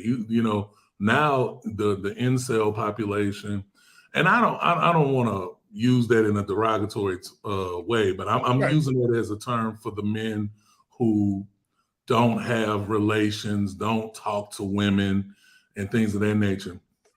But I think one thing we need to consider too, the reason that a lot of men are starting to not talk to women or engage in women is the quality of women available. We are now witnessing on social media platforms every single day hundreds, thousands of videos where women have showed us female nature out their own mouth. Like, we're hearing the games, we're hearing them say, "Hey, I only go out with dudes for the free food. I got these dudes here in my friend zone," and they're telling the truth about how they treat these men. The Me and UTSG was talking about this the other day. Talking about, I told you the problem. Like Jordan Peterson said, weak men are a problem on society because technically what weak men are doing is they are undermining traditional values and traditional men in hopes of getting some attention from women. And what that's created is giving women the attention, the financing. Like you said, there are women who are just bouncing balloons on camera for for donations and things of that nature. So that, so that's an aspect to understand too, because you have to look at the quality of women, but you also have to look at the fact that men don't have the wolf pack around them anymore. They don't have the elder helping, and we've lost connection because a lot of people are living their life vicariously through social media. So let me bring up Kings and Dreams on this, bro. Come up here, bro. Thank you. Look like you're muted. There you go. Yeah, so, yeah. So No, I got. So sorry, what's your initial thoughts on what we talked about so far? Well, first of all, man, I just wanted to say, thank you for having me, and shout out to the brother. Is it Lucius? Is that how you say your name, sir? Okay, yeah, man. Shout out to you, brother. And yeah, man. Thinking about that, how they would have the ads at the back of the newspaper. But do you gentlemen remember when they used to have like the party lines? Like, so I'm from New York City, so they used to have like the Loge or the Raven. And so you would call into those lines and stuff like that. Anyway, that just kind of brought me back down memory lane. Listen. Them like in the early 2000s, there's the chat lines. The one where it's they had two types of chat lines. You have Lucius was talking about one back in the day. Where you just listening to a sexy voice on the phone. Right. It was literally simping at its lowest. Okay, on a dial-up connection. All right. And then in the early 2000s, it was like a party line. So you would just say, I ain't gonna lie, I got some girls off there. Oh, yeah. Me too. Yeah. You just say a couple words, then you say, they want to connect. And then you connect, whatever, and then you only got so many minutes. You know what I mean? You got your free trial, whatever. Damn, that brought me back to, Right. Well, I was just doing that from a technology standpoint to show how it transitioned from, like you said, phone to dial-up to now. Right. So I'm gonna I want you, King, to finish your point. Yeah. But I just want to make a small point in between that. And that's what I'm trying to tell you, Lucius, that we can't go by old data for some of this stuff because some of it has never occurred right now. We are in new times. We don't even know what crap we can imagine what crap is going to look like in the next 20 years. But we talking like it's looking bad. Mm-hmm. I mean, look at old girl. She like she was about to break herself on that pool, twerking or convulsing. Let's call it convulsing. Right. Anyway, Kid, go ahead, man. That's your point, man. I'm sorry about that. Yeah, no, absolutely. The party chat line stuff you were talking about. No, absolutely. So I have 2 points, and one kind of ties into the the point that you were making about, I think the gentleman's name is Greg that you were talking about. Okay. Yep. All right. So Greg Mattis. All right. I got you. So my first point is, and just to kind of piggyback off of what Lucius was saying. So the society of men right now is weak, and there are a lot of weak men and weak-minded men. And so part of that reason is, especially coming from the society, us three being African American men, or at least black men, right? So I'm a lot of us come from single parent homes, and so we come from where the the mother um, the mother wanted to be the mother and the father, but there's two different dynamics in raising us up. So we had a lot of estrogen energy, which made a lot of us very feminine. So where it's like the wolf pack isn't the wolf pack anymore. It's all these emotions and acting out of character as far as men are concerned, because we're acting like women, but we're supposed to be acting like men. And Yes. so this is one of the reasons why the manosphere community is very much needed, because now we're starting to get back into that manhood, starting to get back into that wolf pack, and really taking our opportunities as men. Yes. Leads into my second point, where the gentleman Greg was talking about how men need to step their game up. What it is that in modern day society, women have become so much hypergamous. They see the stories on Disney, they see the stuff on daytime television, and so what it is that, oh, I'm the prize, I'm the catch. The man has to cater to me. But the thing is, the men that they want to go after is either the top 20%, top 15, top 10%. You couldn't be, back in the days, you could be, a UPS worker, picking up boxes all day, whatever, and just having an average job. And then you would be able to get an average woman, have a family, and you would be good. Now you got to be one of the top dogs on Wall Street and really making six figures or higher than that.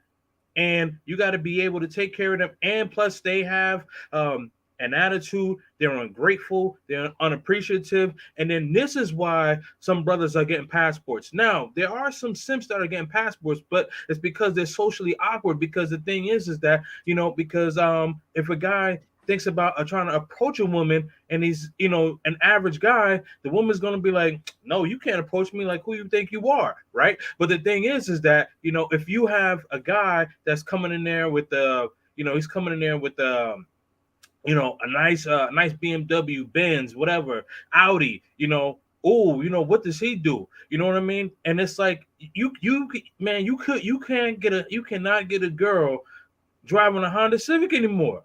No, it's the truth. It's the truth. It's the truth. I thought of a song from back in the day. My hoop rolling. Hold on. Let me get to the. Hey, good points. Let me get to this chat. I don't want to get too far behind. Yeah, no worries, man. So Ron says, basically, we on fire. Mm-hmm. T-Max says, Rap City basement. Rap City the basement. The booth is lit. We got Nas, Jay-Z, and Rakim.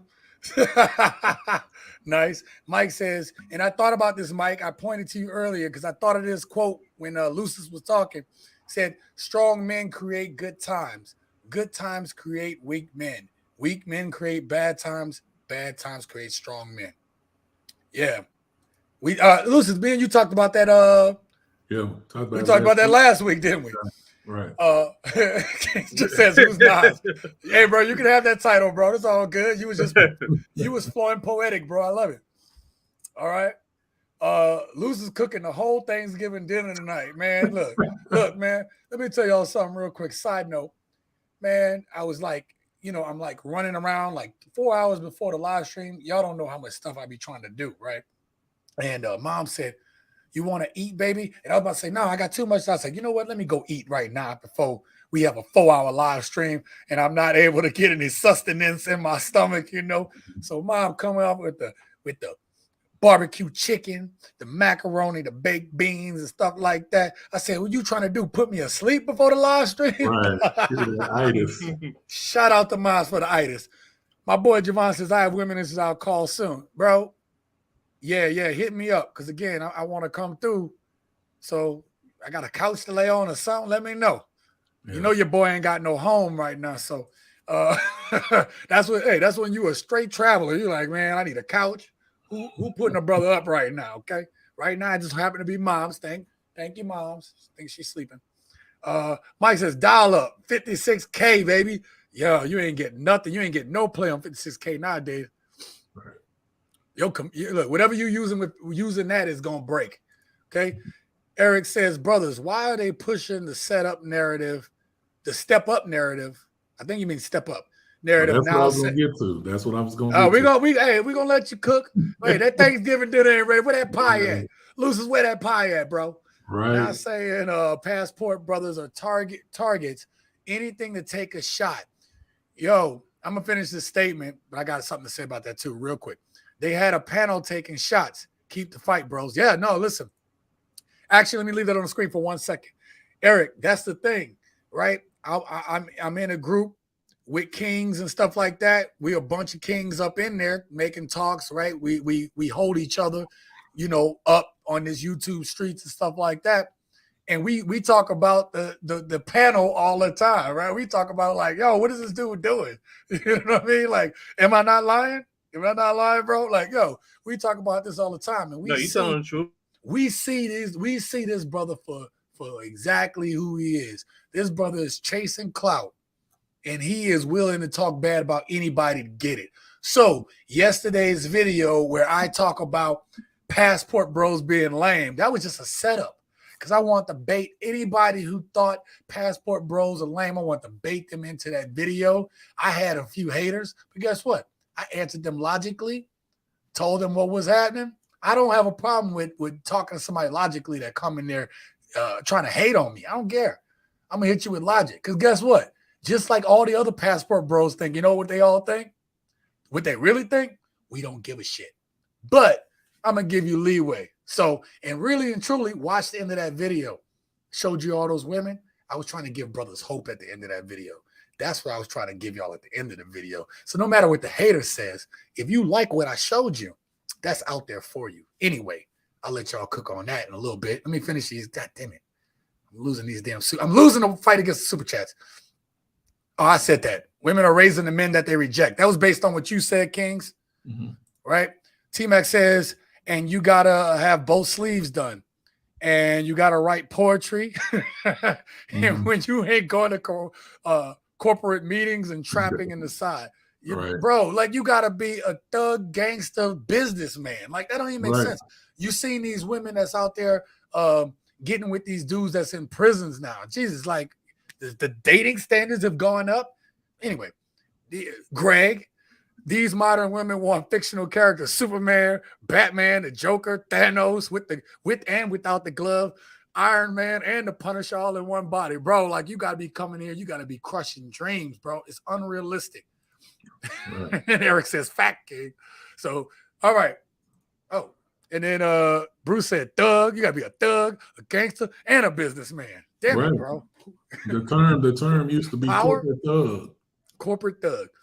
Yeah, and guess what? And that way, when you go to jail, then she can handle all your finances. So there you are, she getting your finances, taking care of your finances. Oh, baby, I'm sending you stuff. But guess what? Why is she out there doing that? She catching that pipe. She catching that pipe with your money from you trying to be hard, from you trying to do what you shouldn't be doing as a man. Come on now. Anyway. I had to get my little cooking session in there. The Passport OG, thank you for being here, brother. The standards are getting out of hand.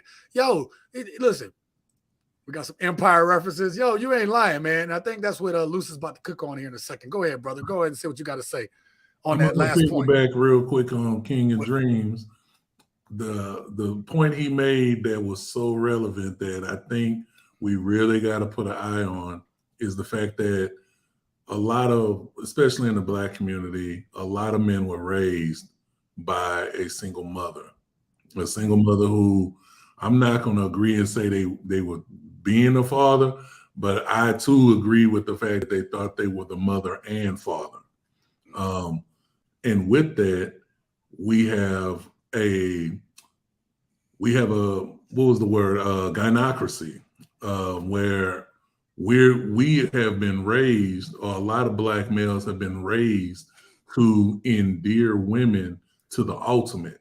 No matter what she do, no matter what she does, we've been set up to endear them so much where even when we push against it and say it's not right, we get vilified, you get chopped on, and to that effect, men have catered to that.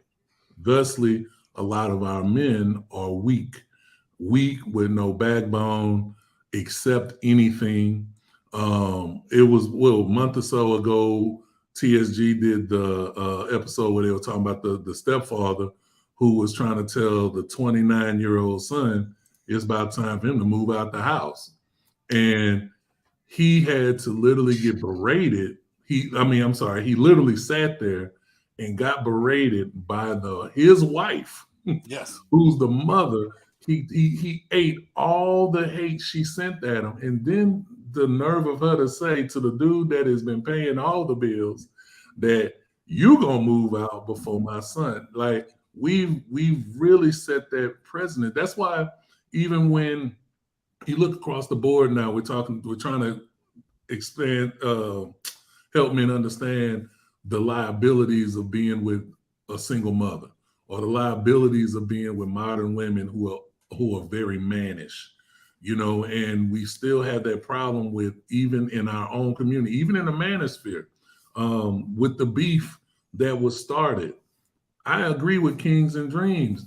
We're handling things like women. Why are you arguing and beefing with the hate? People are hating Passport Brothers for what reason? What reason? Because Passport Brothers have showed men they have options. How dare you actually have the nerve to get a passport and go somewhere else? Let me jump on that real quick. And I'm gonna send this to you, Kings. I love that point there, Lucis. So I contend to people that the good men, I'm not saying all men are good like this, but I'm saying that you have good men that are ignored, right? And those men, if they decide to become a passport bro and escape the matrix, it's like, oh, you weak, you lame, you didn't want to stay around for this, right?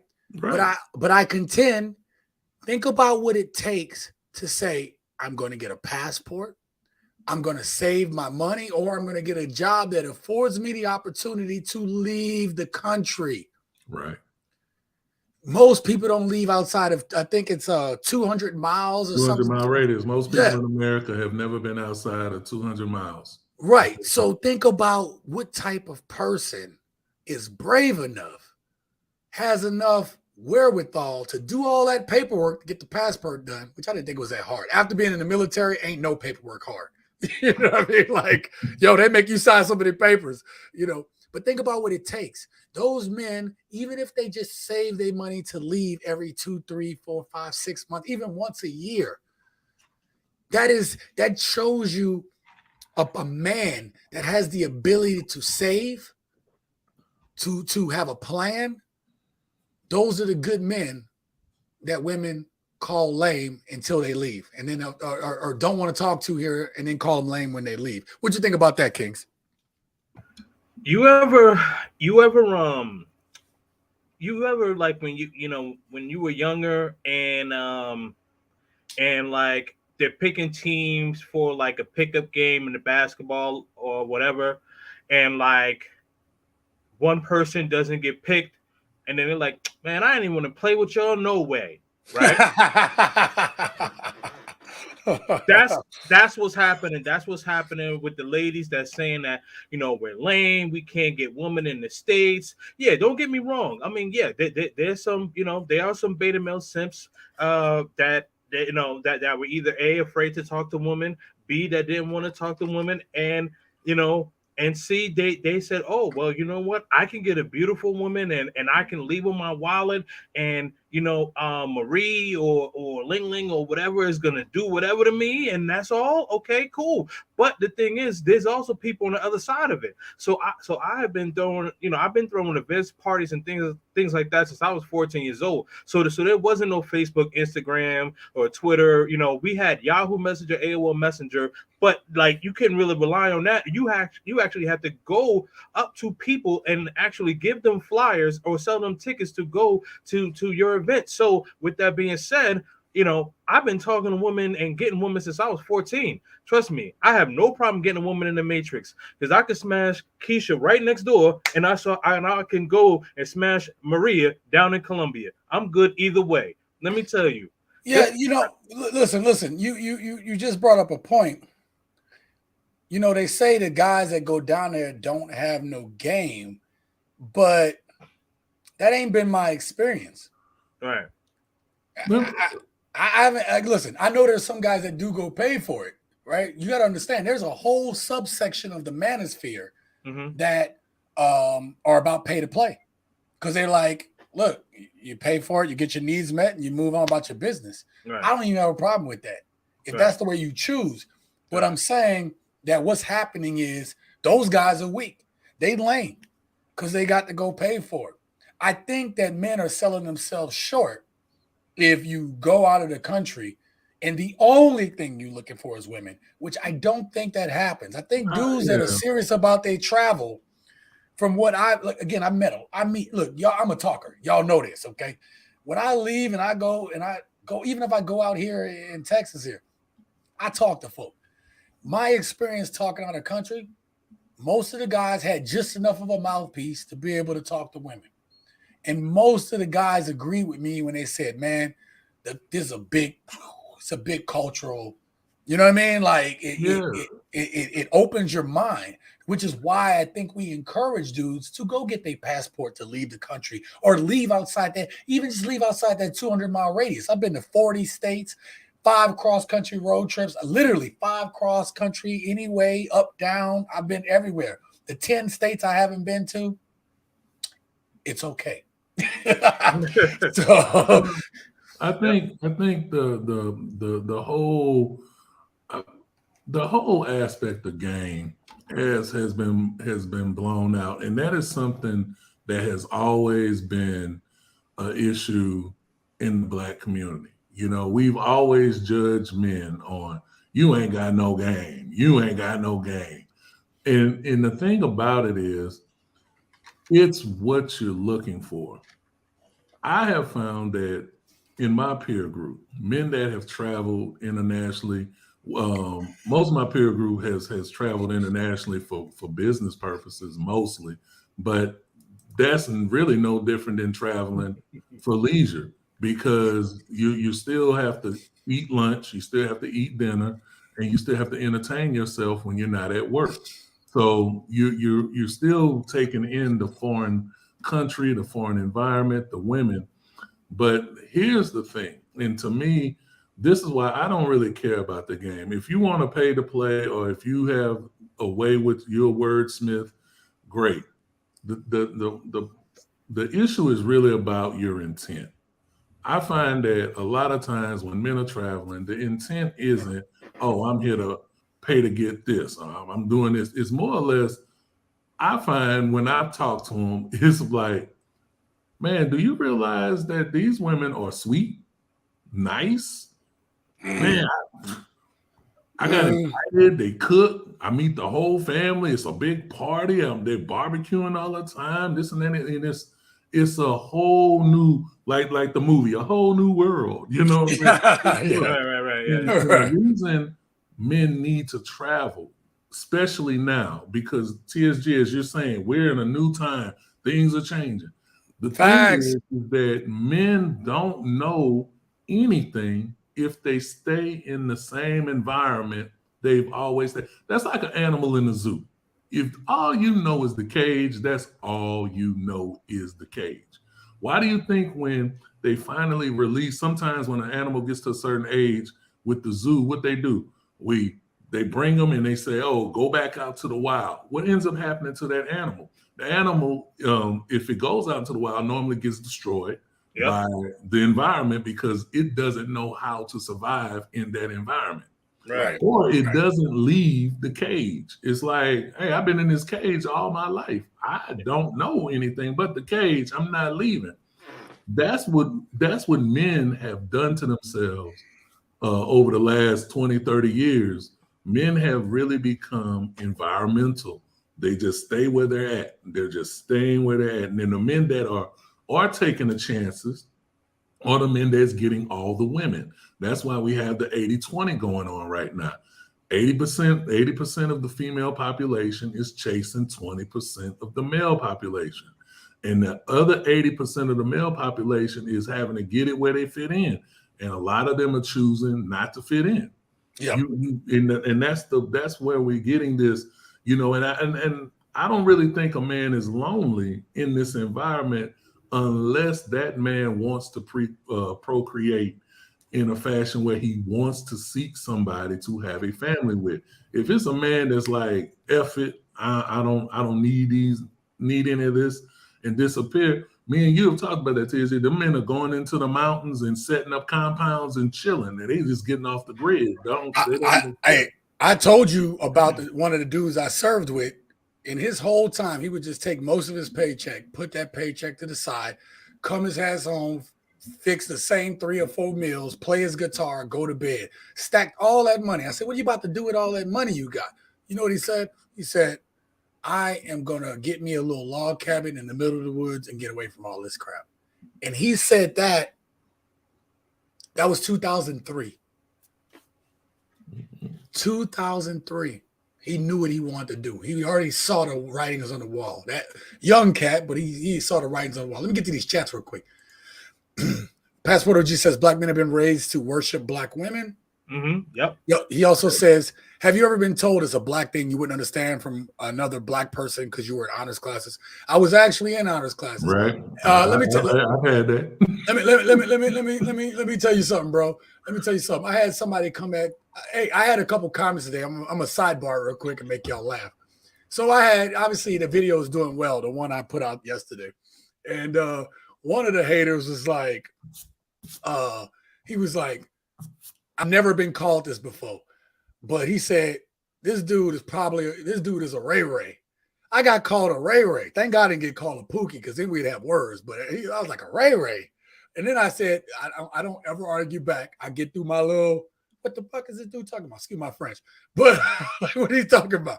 So then I schooled him. I said, let me tell you something, bro. Everything I talk, I walk.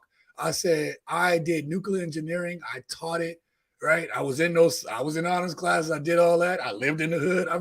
I've seen it and done it all, bro. You know what I mean? And I am retired. I did 20 years of hard service. Trust me. So to be called a Ray Ray, you don't know me. You know what I mean? Like I put in the work. Like I've been the only black face in a sea of faces in a nuclear, like in our training area, hundreds of desks. I stood up and I was the only black face in there. So bro, you the Pookie.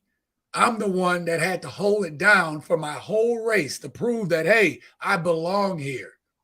So y'all get that crap straight. And but I still laughed at he called me a Ray Ray? Damn, bro, I ain't never been called a Ray Ray. Anyway, and then Mike had us laughing. Me and Kings, ling ling go bling bling.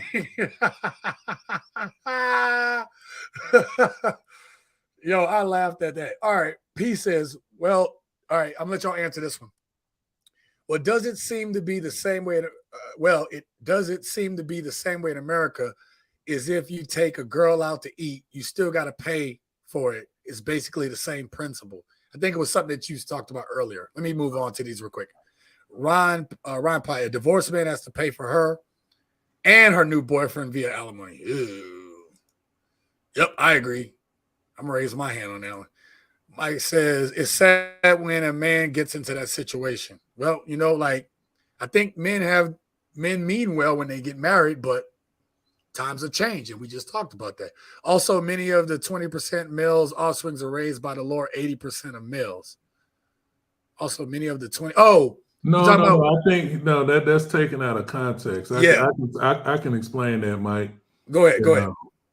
The Yeah, I was like, that didn't make sense. the 80-20 rule is the top 20% of men are literally in relations with literally 80% of the female population. When it comes to men, offsprings being raised by what he's saying lower males, the thing is that stepfathers are raising a lot of children. Unfortunately, the children they're raising aren't from the top 20% of men. It's actually from the Pookies and Ray Rays. That's who they're raising. A lot of stepfathers are raising men's children that aren't men that you would even want to deal with. That's the problem. And that's why that's so confusing to men is you have women who have procreated with Pookies and Ray Rays, didn't make marriage a requirement, haven't even made a requirement that the Pookie even be a good father. But the next man is expected to marry, provide, and support and raise. And bring McDonald's for all my kids. Bring McDonald's for all 4 of the kids, 5 of the kids, you know. But see the disconnect, because logically, when you put that out there, so you're telling me you had this kid. Okay, so where's the father? Oh, he's no good. He's a bum. That's a reflection of you. And that's what men are starting to really wake up to is you have put yourself in a position where you procreated with this Pookie Ray Ray dude, and you're looking at it like, well, you need to come save me. I'm worth that. What do you bring to the table? And that becomes that big argument, because then when you put this out on a platter, it doesn't look so good. No. It doesn't look vibe. And I don't hate on stepfathers at all, because I come from that environment. My dad wasn't a Pookie or Ray Ray. I actually have a great dad, but my stepfather was a good dude too. But this the thing. My stepfather, you gotta understand, is like my endearment to him is really more not about him with me. It's about I appreciate the fact he took care of my mom. I mean, they still married, but that I appreciate the fact that my mother is covered. As a woman out here, she actually has a husband. I appreciate that.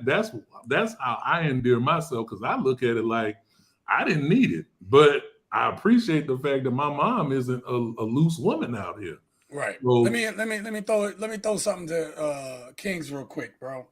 So, because I want to get back on topic here. Okay. Greg, it's the joke of the night. Greg says that men are lonely and single, and they got to step their game up. Oh. Yeah. So, like, do you think that women? Sorry, let me get to the question. Women were celebrating this. That's the part I wanted to get to. That's it. So the other part of this title was the fact that women were happy about this, man. So of this article saying, yeah, you right, whatever. I mean, what you got to say about that, man? What you think about that? So that goes back to my previous statement as far as like the level of hypergamy is going higher because due to the fact of social media, right? So like now you have Instagram. I'll tell you a perfect story. So there was a female that I was dating, casually dating, a couple of years back or whatever. And, it wasn't serious, nice baddie, beautiful, whatever. You know what I mean? We had our fun. We still keep in touch to this day. And so on my personal Instagram, I had posted a picture of my son and I a couple of months ago, so she liked it. And then it was, I liked a couple of pictures that I, in a row, whatever, that's kind of her way of saying, hey, how you doing? Right. So anyway, so I went on her page, kind of did the same thing. Right. But when I looked and I saw one person in particular who liked her page, her pictures, man, none other than Rick Ross. And I'm talking about Rick Ross, like the rapper Rick Ross. Like in the real Instagram page, I said, wow. I said, wow, like, okay, now I'm understanding like the reach is real. Because see, the thing is, like, the woman, okay, let's say a woman in Idaho, right? You know, she's the top baddie in Boise. She was only able to get the top dude in Boise. Now she can get a dude from wherever. If Drake could DM her, you know what I mean? Like whoever can DM her. So the thing about it is the hypergamy has skyrocketed. You understand what I'm trying to say? So it's not like a woman that's in like Nebraska. You only got to deal with a dude in Nebraska or within like that, 150 to 200 mile radius. Then they could go all over. Like a dude could live in Vegas and a chick could be in Timbuktu. Man, fly over here for the weekend. I got you. You know what I'm saying? So it's like that plays into a level of the hypergamy. Now, yes, I will agree that men are single and some are lonely. But the thing is, again, like the average man, you got to be above average in the States. So a lot of men who are average in the States can travel and get treated as above average men outside of the country. Because if you're a man that's making, 40 to 45, 50K, 55K annually, and you go down to, Latin America, some parts of Africa, some parts of Asia, you're good over there. You're good over there, and you're gonna get treated well. Right. You Over good here, everywhere. yeah. Over here, Amy, Maria, Keisha, whatever. Man, they find out that you work for the post office. He ain't got no money. He ain't got no money. You know what I mean? But if you go down to if you go to some parts of Africa, some parts of Asia, some parts of Latin America, you good, man. Look, you know what I want to say, Kings, that you hitting on. You are good. You know why? Because when you leave certain westernized culture countries like parts of Europe as well as Australia, then you pick up North America, which is United States and Canada. Yeah. What you end up with is one of the things I'm about to bring y'all back. One of the things that has hurt these affiliated countries is they removed home economics from the basic school curriculum. Home economics was something that was required, especially if you wanted to be a housewife. Why? Because you had to budget and manage a house. That was a taught skill. You couldn't expect a man to provide for you and you be a housewife and you couldn't take care of the house. What is one of the biggest things that happened with women overwhelmingly becoming 70% of women being in the workforce is that they are working outside of their home. There's no viable need for 70% of the female population in the United States to ever have Susie homemaker skills. And one of the things you get when you go outside the United States, which a lot of people don't really understand world economics, and you might want to, especially as a man, you need to know world economics. What you realize is a $40,000 job in America. When you put that in South America, when you put that in Asia, when you put that in Africa, when you put that in the eastern parts of Europe, that is huge. People don't understand how far your money goes. I'm not saying you're going to be a king out there, but what you're going to have is you're going to have a woman that's looking at her life going, in my country, the average amount of money is $5,000 or $6,000. You go to Mexico. Mexico is not as expensive as people think. What it is, though, is that you have women who understand budgeting. You get a woman that says, oh, you make $40,000 a year. So this is the kind of house we're going to have. Do we want 1 or 2 cars? Okay, we got a budget for that. What we doing? Right? And you have these conversations and you deal and understand that these women understand home economics. Even in the United States, get you a Maria. Get you a Lily. This is what I make. And not see that they're going to balance the lifestyle of the family based on the productivity of the husband. So Yeah. let me jump. Go ahead. Yeah, let me jump in real quick, and maybe this is what you was going to talk to, Kings, real quick. But now we're talking about something else that needs to get talked about, right? So in Greg, damn you, Greg. We're talking about women like understanding. Those women understand that we can live to this lifestyle.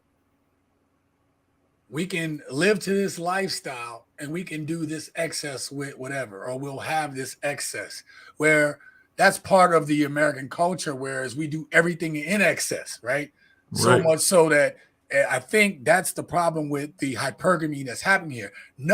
I don't think anything is wrong with hypergamy, because that is a part of the natural selection process, right? Like obviously you're going to get with the stronger, the females going to get with the strongest of the creatures. But here's the thing.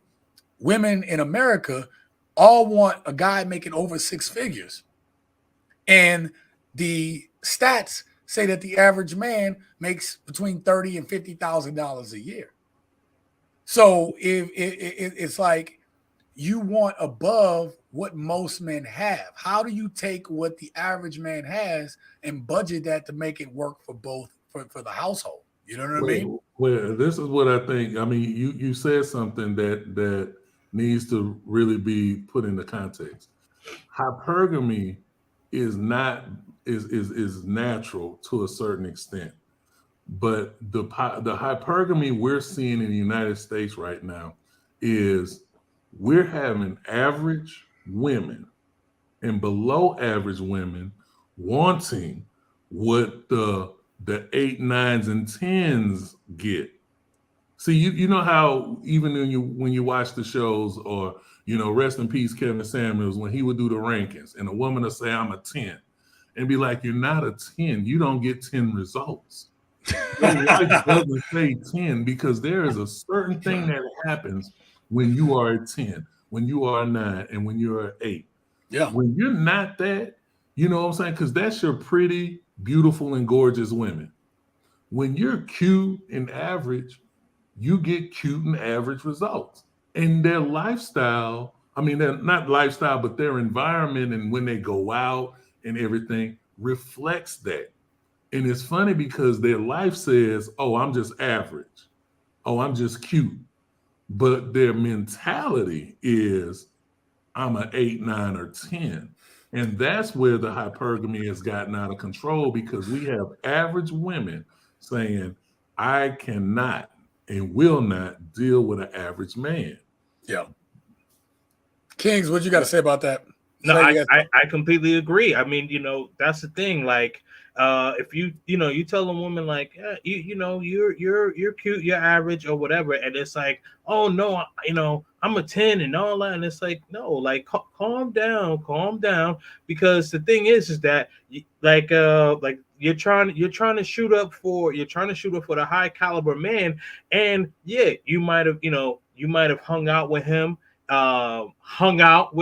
you know what I mean, and that's cool, right? But the thing about it is that that's it. You got hung out and then hung out to dry. Like, what are we doing here? And so the thing is that, like, with ladies and ladies who ever watch this, attention is different from intention. Because the thing about it is that I could hit you up on Instagram and say, hey, what's up? We hang out, whatever, we hang out, and then now you hung out to dry. Like, that's it. You're done. And they think that, oh, because oh man, I was hanging out with this high caliber guy, and and I'm hanging out with all of these men. Yes, because men, we have needs too. That's the thing about it. And if you're not reading in between the lines, you're going to be 40, 45, 55 years old, calling Kendra G show, looking for a man. Be delusional in that. And be delusional in that. You see? Right, exactly. Right. So I have a new question I'm gonna throw up to you guys, right? Based on what you just said. right? Actually, let me get these goddamn chats real quick. I am no terrible. worries, man. Take your time. Look, I am terrible with this. No worries, man. Trust me. Like No. I know tomorrow. Well, I'm gonna say what I'm gonna do tomorrow, but I know tomorrow I'm not gonna be able to keep up. So Mike says a woman must understand budgeting. Must, absolutely. Listen. Here's the thing. We would call it simping today, but men would make money, bring their money home, and the woman would budget because she had the budget to make sure the household needs were taken care of the proper way, right? Men weren't like extremely, I have to have this. Every now and then a man gets a hair up his butt and got to have that nice car or whatever, whatever. But for the most part, women would do the budgeting and keep the finances in check, right? But nowadays, God damn, everybody is such in hyper spending. And I think it's just that capitalism has done that. I'm not trying to knock capitalism for it because the freedoms that we have is great. But at the same time, hyper capitalism that we're going through, bro, this is causing. Wait, you said it. But you realize hyper capitalism is only because 70% of women are in the workforce, which is funny because it actually correlates with the fact that per every $1 spent in the United States, 70 cents of that is a woman. So even men, if you look at men's spending trends, you can go back almost 100 years. Men spend their money the same way. That's what it is. Now, what's happened with social media is we're starting to see all of these people, fancy cars. I got the big crib. I got the chains. I got all that. But a lot of that is still a small subset of men. It's not the majority. That's why it's the same men you see over and over again. And then, if you ever care to research, you'll start seeing, oh, those are rental cars. That's a rental home. And they ain't even rent the home for a month or a year. They rented it for a day. It's just like the people that was paying to take pictures on a jet. To act like they was in the jet, they would just take. So I said it earlier. They're doing it for the gram. They're doing it for social media. But if you really look at the numbers, men literally have spent their money the same way for the last 100 years or so. But I'm gonna push back, and I'm gonna throw this to Kings real quick. I'm gonna push back on that real quick. So. And this might be part of what you're saying, right? Now, I know it is, but I'm saying men spent their money on this before. But I'm saying, Kings, we are seeing men saving and spending their money on these women, right? They are buying women. They are spending this women for pictures on OnlyFans and all this stuff like that. Mm-hmm. It's silly. They're not budgeting. They're budgeting the money, but they're spending it on silly stuff. Is that silly? Doesn't that make men need to step up, stop spending their money on these women, stop tricking it off the OnlyFans? Absolutely. It's definitely silly. But the thing about it is that some men look at it. Some men look at it as they don't have an outlet to see beautiful women because. You couldn't see little Susie down the street and approach Susie because Susie's over at Rick Ross' house or Susie's over at Meek Mill's house. You know what I mean? And it's like, oh, you just got your first Toyota Corolla, and she's and she's on the gram posting pictures. She's in the Bentley. You know what I mean? But so this is like a catch-22, if you will, right? Because like. I understand why they're spending money on Instagrams and simping and all that. I don't agree with that, because what they should be doing is focusing on leveling up, concentrating on their resources, concentrating on trying to be the best version of themselves, physically, spiritually, mentally, and financially, and you'll have a bunch of Susies running after you. Because see, the thing about it is that like a guy could be 45, 50 years old, and he could still get a 25-year-old. Now, a woman could be 45, 50 years old. It's highly likely she's going to get a 25-year-old. And she's or if she do, it's just a hit and run. Right. So look, man, wait. Let me chime in too. Yeah. Go ahead. I threw that at you. I threw Yeah, that. I threw your name. I threw your name on top of that. My bad. Right. Well, because I wanna kind of clarify something. You're picking on OnlyFans, but I want you to understand OnlyFans. Oh, it ain't just OnlyFans. Wait, no. This is the thing I want to say. OnlyFans and any digital segs industry. I appreciate that. Is no different than the strip club culture that has been here since Prohibition. Like men have always budgeted in going to strip clubs and in adult entertainment aspects. So it's really just them transitioning from a physical, because when you go to a strip club, you're physically there, you get to smell the woman and gauge an environment. But now, because of how the market is, Did you just call it a digital strip club? It's a digital thing. It's a digital strip club. It is a digital strip club. It is very much a digital strip club. And why are we like that? Because through social media, and really this is new, because this is less than a decade old. This is really has exploded since 2015. Is what you're having is a very high amount of desensitized people. Social being social is weird to a lot of people, because there are people. Remember when you used to when we was at university, you would talk to a girl, get her number, or not even her phone number, because it was more or less the dorm room number. You would get her number, you would talk to her, you would go to the Memorial Student Center and all of this kind of stuff. Nowadays, you don't even have people ask you for your cell number. They ask you for your Instagram. You got Instagram? You got Snapchat? You got Instagram? You got Snapchat? And women, I saw it on one of the funny little show channels that do the walk-ups when they walk up to people in public. And it's so funny to see how many women really just, when they are socializing with a person in front of them, they be like, what's your snap? What's your snap? What's your snap count? What's your Instagram? How many followers you got? And it's so funny when you think about it, not funny, just funny in the mindset that a person is more caught up in, I'm going to relate to you based on what your social footprint is, social media footprint. Yeah. Oh, yeah. Yeah, no, absolutely. Let me get to these chats. I'll let y'all. I got a new question to throw up to you guys. Where was I at? Passport OG says American women want to live like Hollywood stars. Well, that makes sense, because look how many reality shows they watch and stuff like that. Look how they're trying to keep up with the Kardashians. Traditional women just want to be home with their kids. I don't necessarily.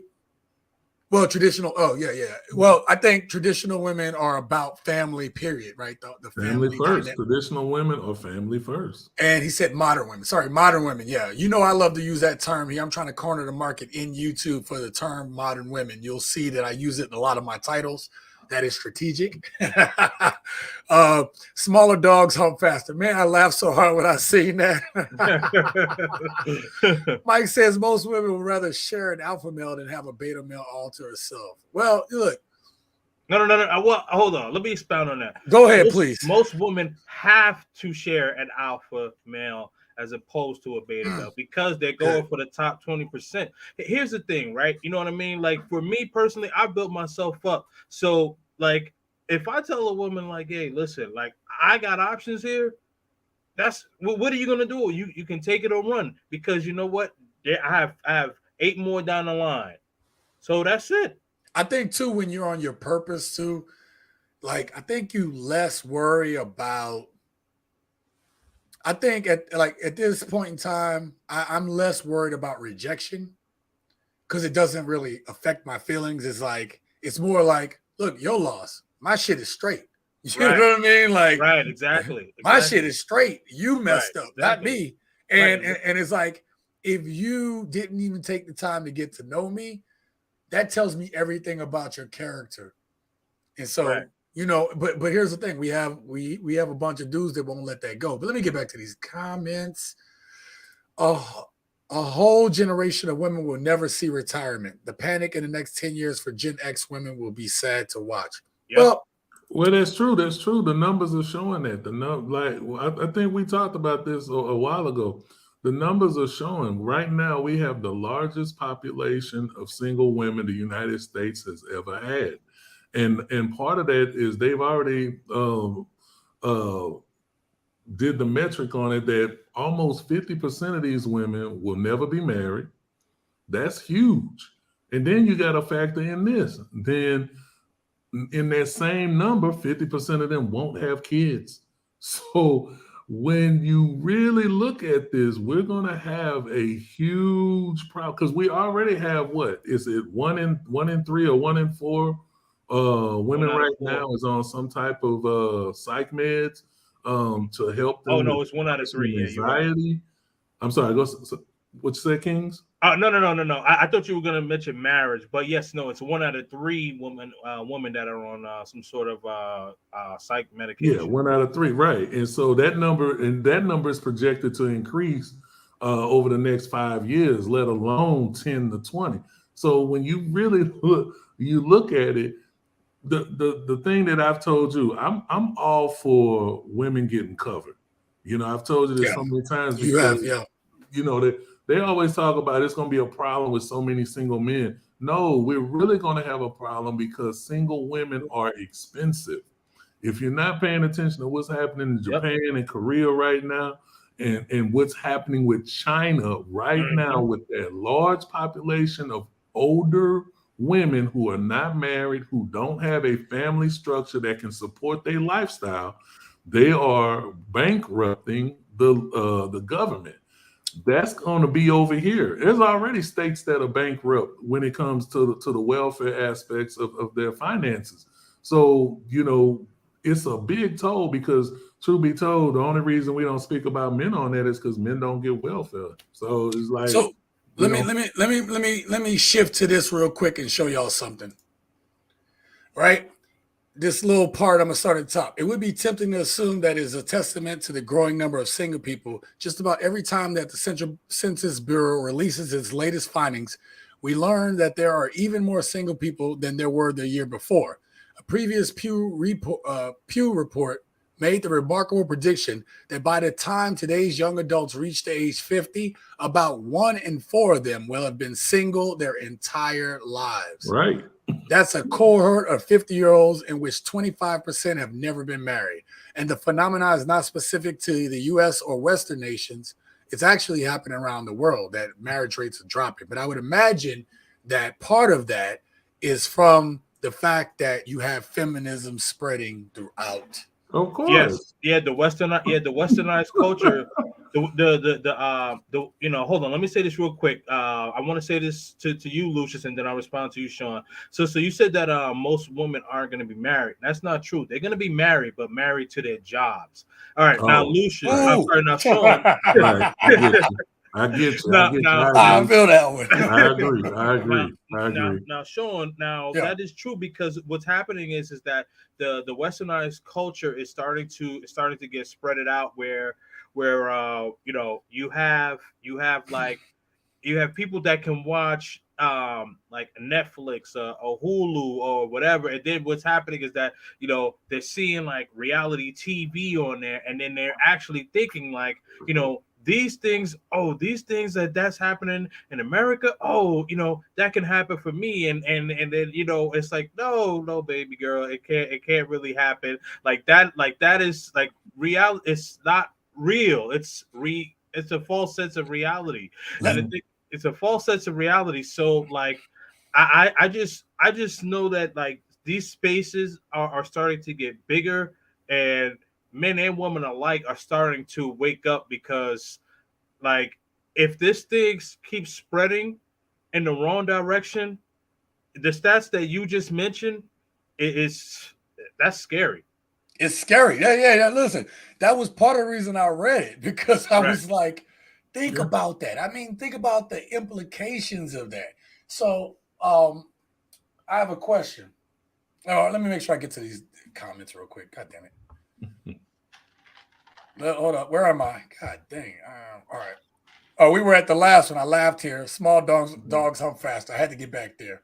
And then Philip says, "Hey, shout out to Mr. Philip D. Redden Jr. Thank you for being here today, brother. I appreciate when Philip comes through. Philip be coming. I like that suit, man. I like that suit in the profile pic. Man, look, Philip clean. Philip is clean on that picture. All right. So that's one thing I liked about living in Vegas, because it actually, like when I lived in Hawaii, it just never really got cold. But in Vegas, it actually surprisingly does get cold. Man. That's by the desert. The desert gets cold at night. Right. There was nothing like going out in a nice suit, bro. You know what I mean? Get some boots, you know what I mean? Because I told you, Kings, we talked about it. I lived up in upstate New York. Right. So you wintertime, you don't get to see none of that. You got layers on, bro. Like when I used to smoke cigarettes out there in New York, bro, I'm hitting it, trying to get to that. You take one pull, go back. One drag, bro. Forget it. Done. Throw that, pluck it, and go, bro. T-Mac says, facts, Lucius. Remember the chick on Facebook that looked like Precious? Jesus. She wants the same results as Beyonce, bro. Oh, yes. Miss me. I'll let y'all get to that. The sister has lied to these women, tell them that they are all 10s. Listen, man, there's like the channel called It's Complicated. That brother's doing great work out in Vegas. Yeah. And he asked the woman, he's like, well, what would you rate yourself or whatever? And however it came out, and she said, I'm a 10.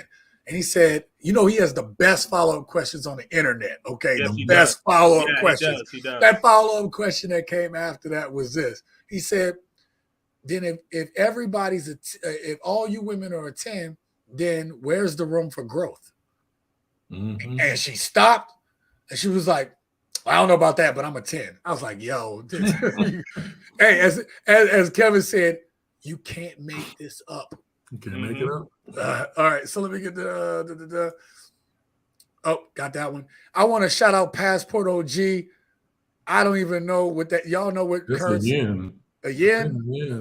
All right, Cook fellas. I think that's the $5 level. Thank you. I appreciate you, brother. I just learned something new on the line. I think five. Hold on. I'm going by the color though. Yeah, hold on. I'll be able to tell you. I think that's a $5 one. Philip says Sean $5 turns like green, so I think it might be a little under $5. Oh yeah. Sorry, that's the $2 super chat. Yeah, but hey, whatever. I don't care, man. Whatever. it all go to the channel, bro. I put it right back into the channel. Philip say, what it do, shipmate? That's what I'm talking about. Philip is also, thank you for your service again, Philip. I want to make sure y'all know this dude is a veteran, and he always coming here. He be coming on in like y'all dudes off the top rope with some of these damn comments he be making. I'm just waiting for it. They crucified Kevin Samuels for the term average at best. Listen, man, look.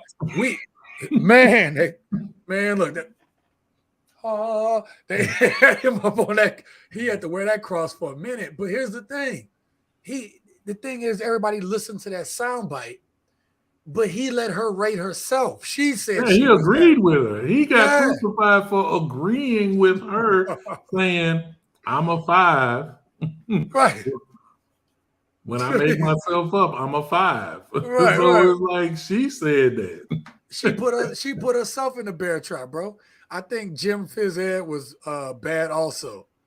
Man, I love Jim Fizzhead. I used to play ball in there, bro. Us basketball dudes would get together and just run games, bro. It wasn't even fair, bro. I don't know if he means that. I had made the comment about how they removed home economics. Oh, yeah. And I think there's a lot of schools that have removed gym as well, because they're trying to get more classroom, whatever.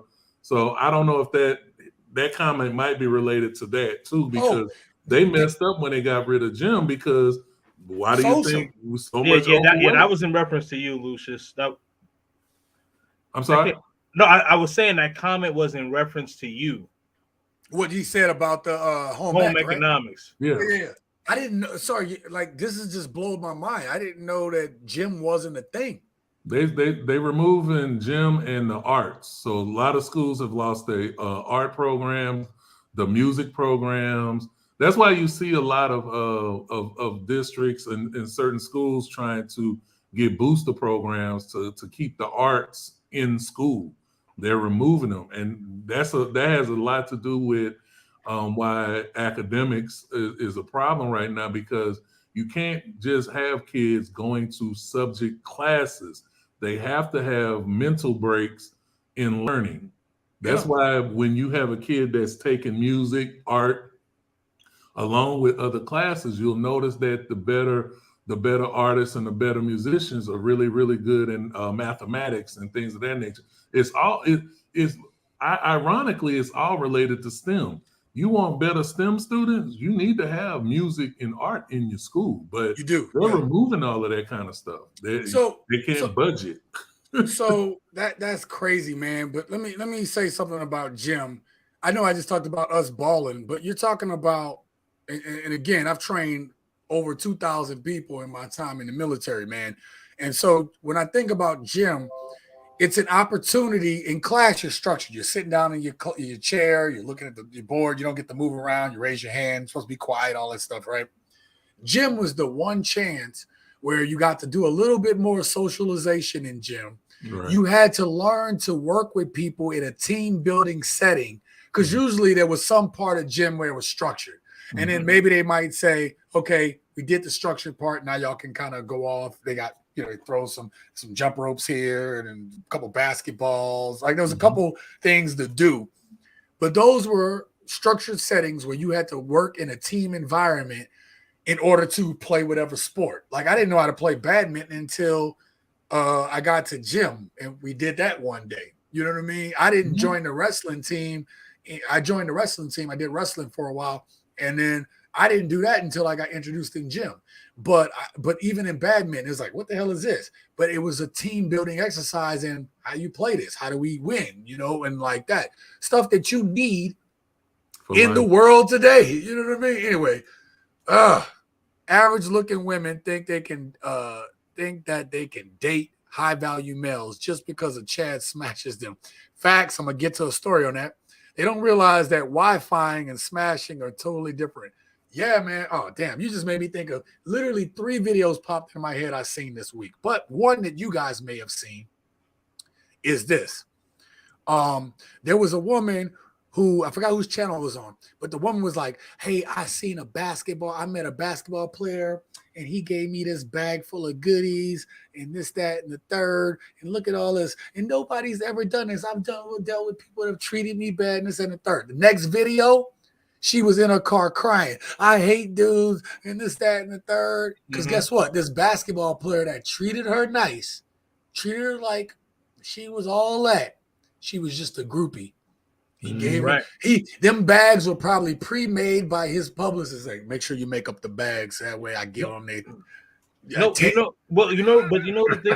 thing about it is like those basketball players, NFL players, or anyway, famous people, they get sponsors. So they get sponsors, right? So one of the people that I know, like he's a famous actor, and I'll tell you guys offline in a private chat. But he gets so much swag. He gets so much swag because people want to sponsor him. So that stuff he gets for free. So it's like so you get a free goodie bag. So it's like, all right, so I got my rocks off. Here you go. Have a good day.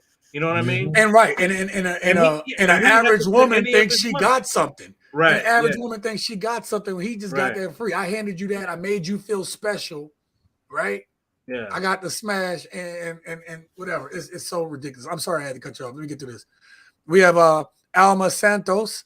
¿Cómo estás, Alma? Hola, Alma. ¿Cómo estás esta noche? She says, greetings from Playa Carmen. Greetings from Takul. I'm glad you were here tonight. Thank you very much for being here in the chat. And sorry, I just saw something. Yeah. Okay, I see you, King. Sorry. Because I got a private chat too. So where did it jump to? Yeah, I didn't want anyone else to see it because I don't, whatever. Yeah. I feel you. No, it's all good. It's all good, bro. That's what that's for. That's what that's for. Sorry, what did it say? betas provide for the women and women provide for the alpha. Oh, that's funny. This is why lionesses do the majority of the hunting. It is nature. I'll let y'all ponder on that one. Well, yeah, no, it's true. No, the So I lioness don't do think they. No. I do. I agree with that. Yeah, I don't think he meant providing like financial, but yeah, but so there's a saying. It says alpha, beta bucks. Oh yeah. Okay. Sorry. Yeah. You know what I mean? Well, I read that wrong the first time, so like it didn't click. Cause I'm trying to read all this in real time. No hey, worries, I'm a real man. person, you guys. And I get it, man. F you, Greg. Lioness hunt around 90% of the time while males protect the pride. Absolutely, I do agree with that. Corey up is laughing and smiling at us up in here. Actually, I want to correct that. It's funny because you think that the lioness just hunt and the male is protecting the pride. Funnily enough, actually, the male is protecting the lioness as they hunt. Because sometimes as they hunt, they get themselves in precarious positions, and it's the roar of the lion being right there on the savannah that frees them to hunt. It's really funny to see because, it's like you just never realize, this is part of the nerdism. Nerd, we were talking about being in honors class and stuff. I don't care, bro. Bring it up. I love it. Is that you will see the lion roar, and you literally could see all the animals in the region go down, like almost like, the king is talking. It's like, Mufasa, say it again. Right. Yeah, right. 1 out of 3. Are you talking about like one of those? Must have been one of the stats y'all. No, you're talking about what King said. 1 out of 3 women are on psych meds. Yeah. Oh, yeah. Okay, sorry, a little bit behind on that. Got another super chat here. Married to their jobs. Right. Corey Still, new sub, prepare for battle. Absolutely, Corey. Absolutely. Hey, that's why it's TSG Uncut right now, man. We've been getting uncut on these live streams, bro. Seriously. Right? And we passed the 2-hour point, so I don't know if y'all know what that means, but it means if I let a few words slip, it's okay. You know what? This is so much better. I can read now. I should have put my reading glasses on minutes ago. All right. Married to their jobs, understandable, because at least with our jobs and careers, we know where we stand. Yeah, like, listen, they're married to their jobs, but if you look at the video I put out the other day, where the one woman, it was 3 video clips I put in, and the woman talked about how she was a boss, how she was in boss life, boss be this, whatever. And she's 36 years old, 37 years old, never got married, having a hard time keeping a relationship because she's not used to sharing her power with a man. And she was just saying, hey, instead of leaning in, if you want to have a family, you should lean out. So it's like, you have to, with us men, we understand that we are married to our careers to take care of our families, right? We will die doing our job to take care of our families that we love and care for. But the problem with women, as Lucis talked about, being a part of that workforce now, is what they're learning is they also want to have families. And women are saying that they can do it all. They can have these families. They can do this. Yes, you can. But as that lady stated, it takes work. You need help. You need family. You need babysitters. You need all this stuff. And babysitting, and I struggle with it. I was making good money, and we struggle with the babysitting thing. It's like rent. Like the price of a babysitter per month is how much you would pay for rent. Yep. So it's crazy out there. The game is crazy. Mike says in education system, there are only 2 important subjects: health, education, and finance. Yeah, well, yeah. I mean, like, you need to be able to take care of your money. And you kind of need to know some basic, I don't know. I think it's all important, because not all important. I won't say that. That's a lie.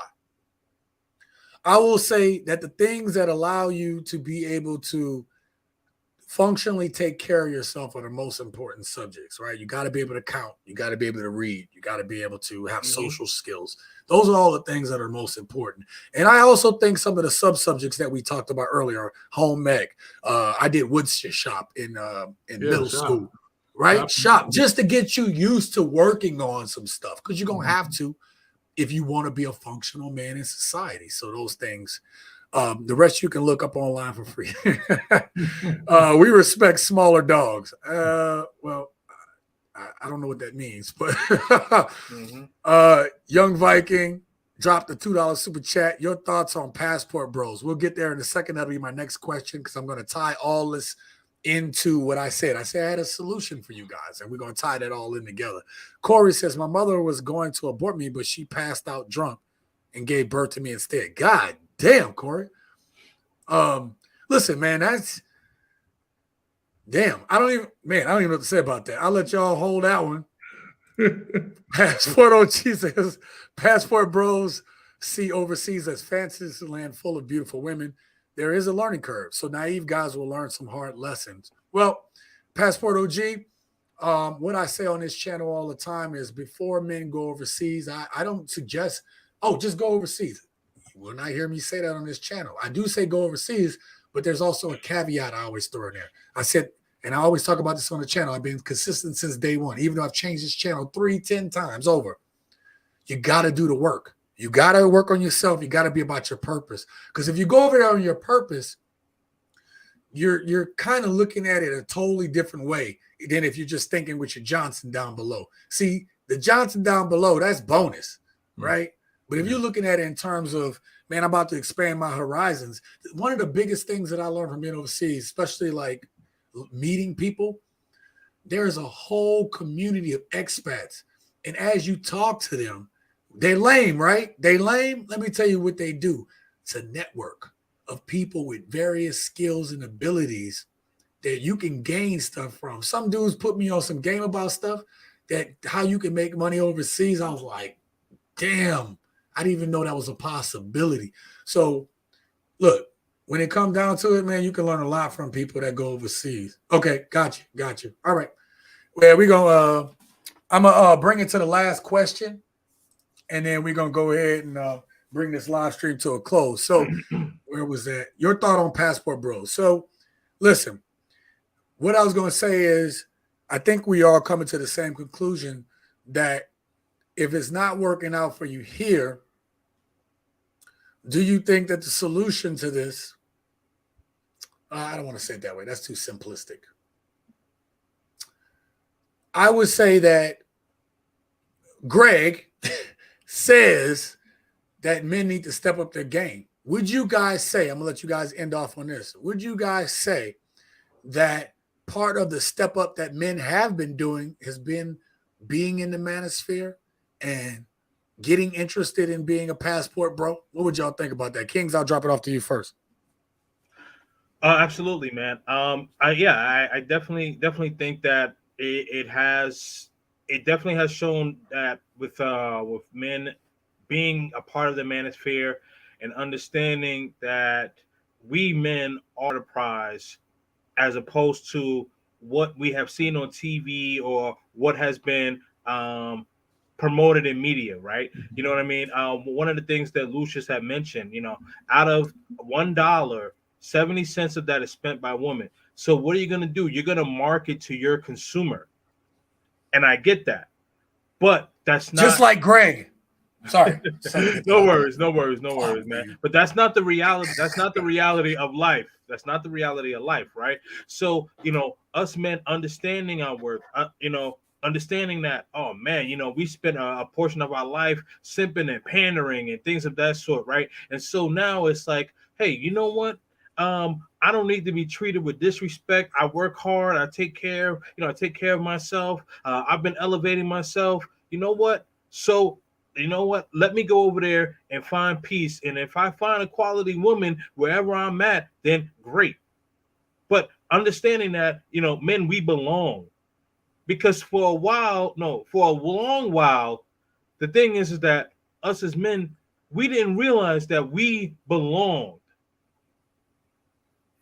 And I'll leave it there. Yeah. Lucius, go ahead. I actually got one more question because this young brother just dropped something in the chat. If y'all can read that, but I'll let you finish that. This is the one I'll shoot to you, Lucius. Okay. Young Viking says, I'm 24, Gen Z male. The dating game is miserable in the U.S. and I'm dying to get out. Flake rate is at an all-time high in 2022. So we're talking about passport bros, right? We're still answering Young Viking's question right here. Right. So thoughts on Passport Bros. He said, man, Lucis, bro, this brother, thank you for being here. First of all, thank you for this super chat, Young Viking. I appreciate you supporting the channel, man. Every donation actually helps us to keep this going and keep this thing better, stronger, right? And what you think about what the young brother said, man? He said, man, I'm dying to get out of here, man. Hey, Lucius, do you mind if I jump the line on that? No, go ahead. And talk to him first. Okay.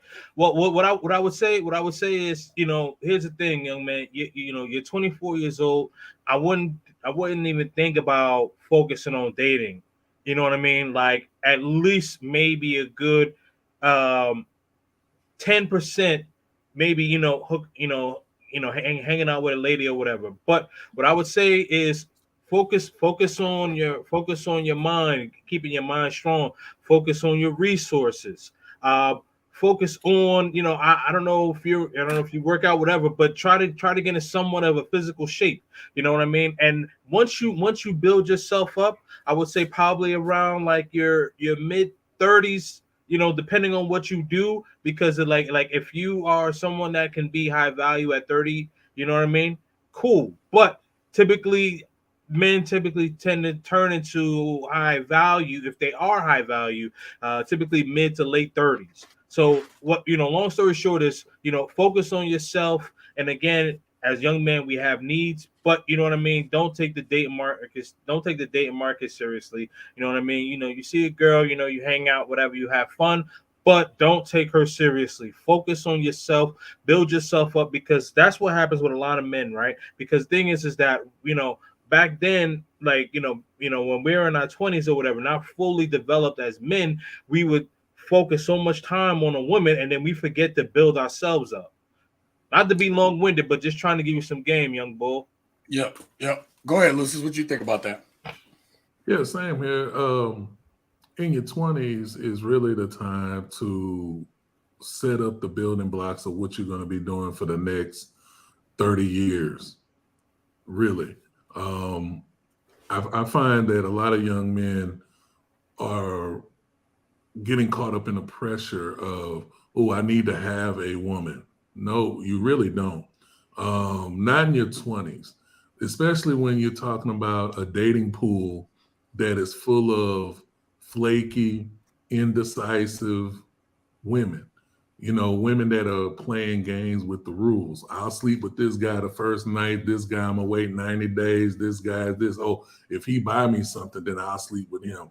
Oh, I got flued out. I'm gonna go hang out with this dude. You know, there's so much going on right now, and unless you have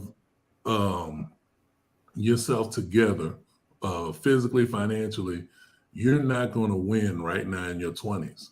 It's just not, you know. Now, if you got game, then you can probably game somebody. But in the long run, you're not really wanting to set yourself up to want to have to game a woman to get a woman.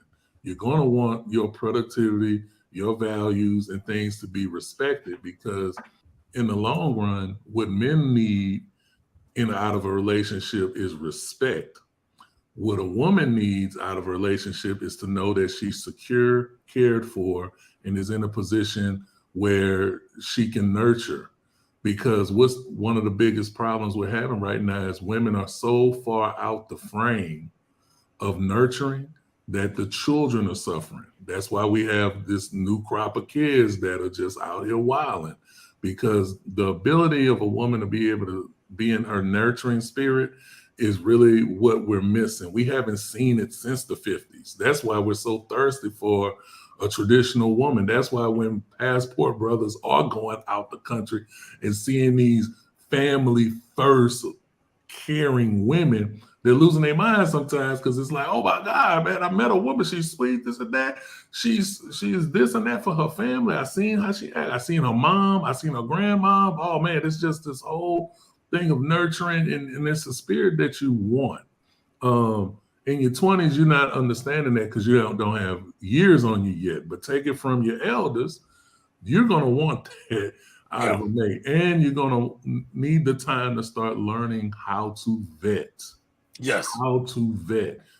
My thing is that this is a personal rule I have. This is what I share with young men and my peers in when selecting a woman.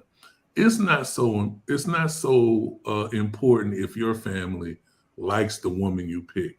What's important is her family. Does she come from a secure family? Does she come from a loving family? Does she come from a family that if anything ever happened to you, they would be there to secure her? Because what we've done is we keep taking women who don't have a good family structure, hate their father, may dislike their father, and we're marrying them kind of women, or we're pedestalizing those type of women. And that is psychologically hurting us, because in these relationships, if a woman doesn't know how to stroke a man's ego, be able to be his peace, know how to, give him this time that he needs by himself, because we all know men need to decompress from this, that, and the other.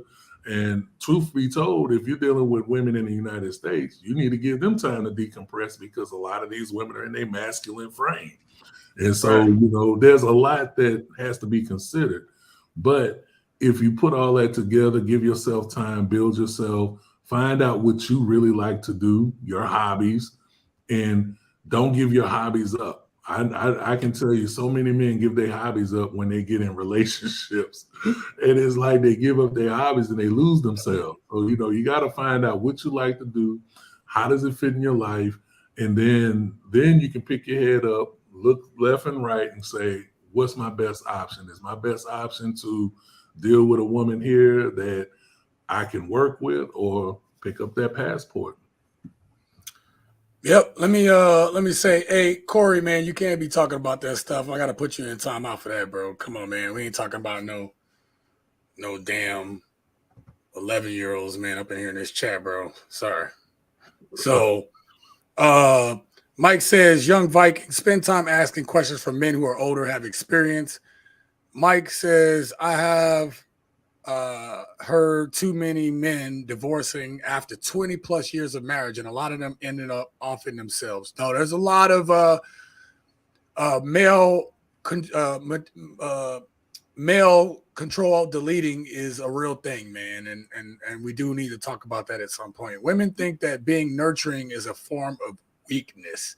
Well, that's what I'm saying. Yeah. We're in a masculine frame too much. Yes. Right. So when we do certain things like that, then it's like we're looked at as weak or whatever. Mm-hmm. Right. So there we go. Okay. My comments had to refresh my comments. Sorry about that.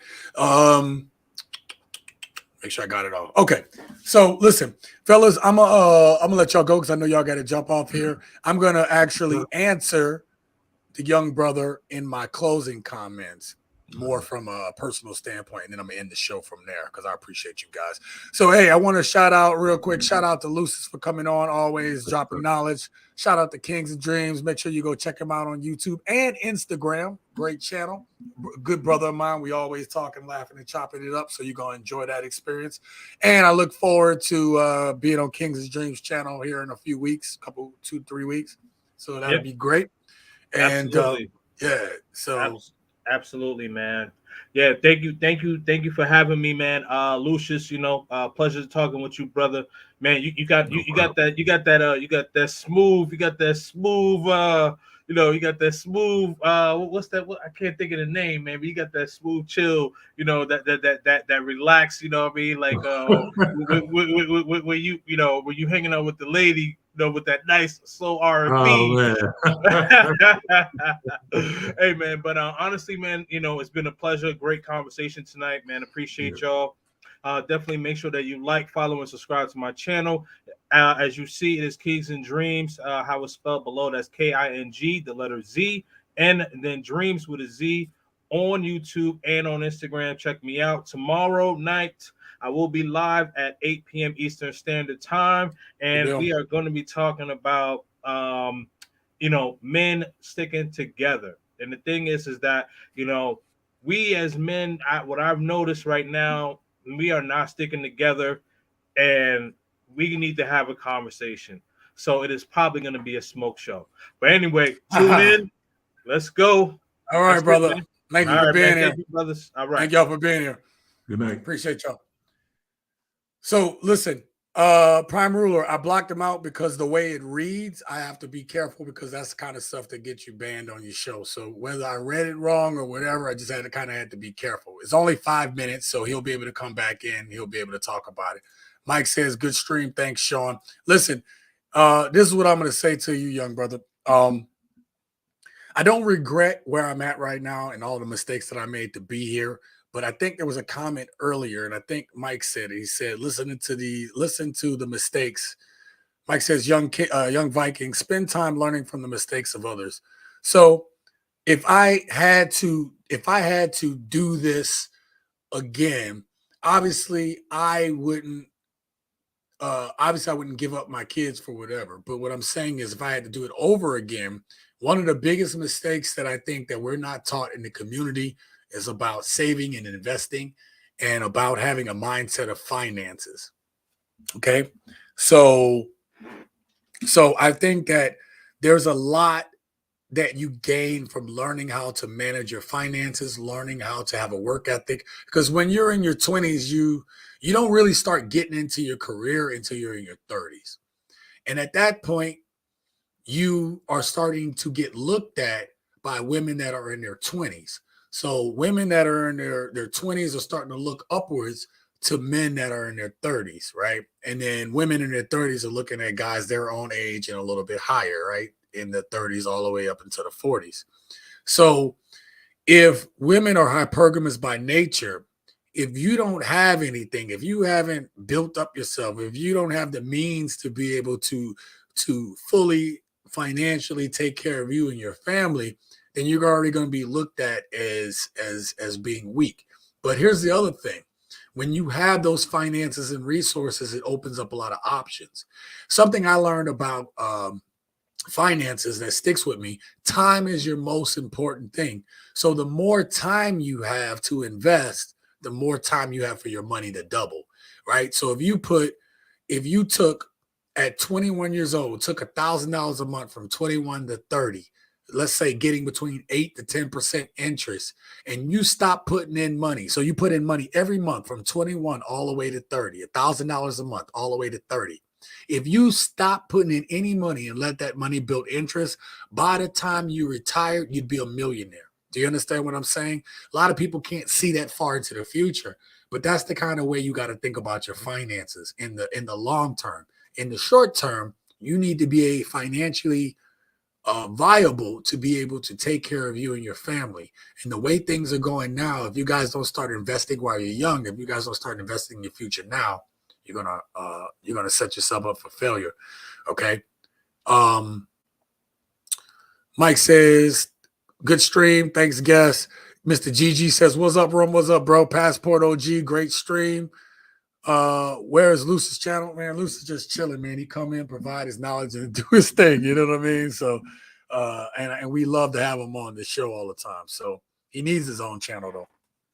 So my advice to you, man, is, man, focus, get out the country, see a few things to open your horizons.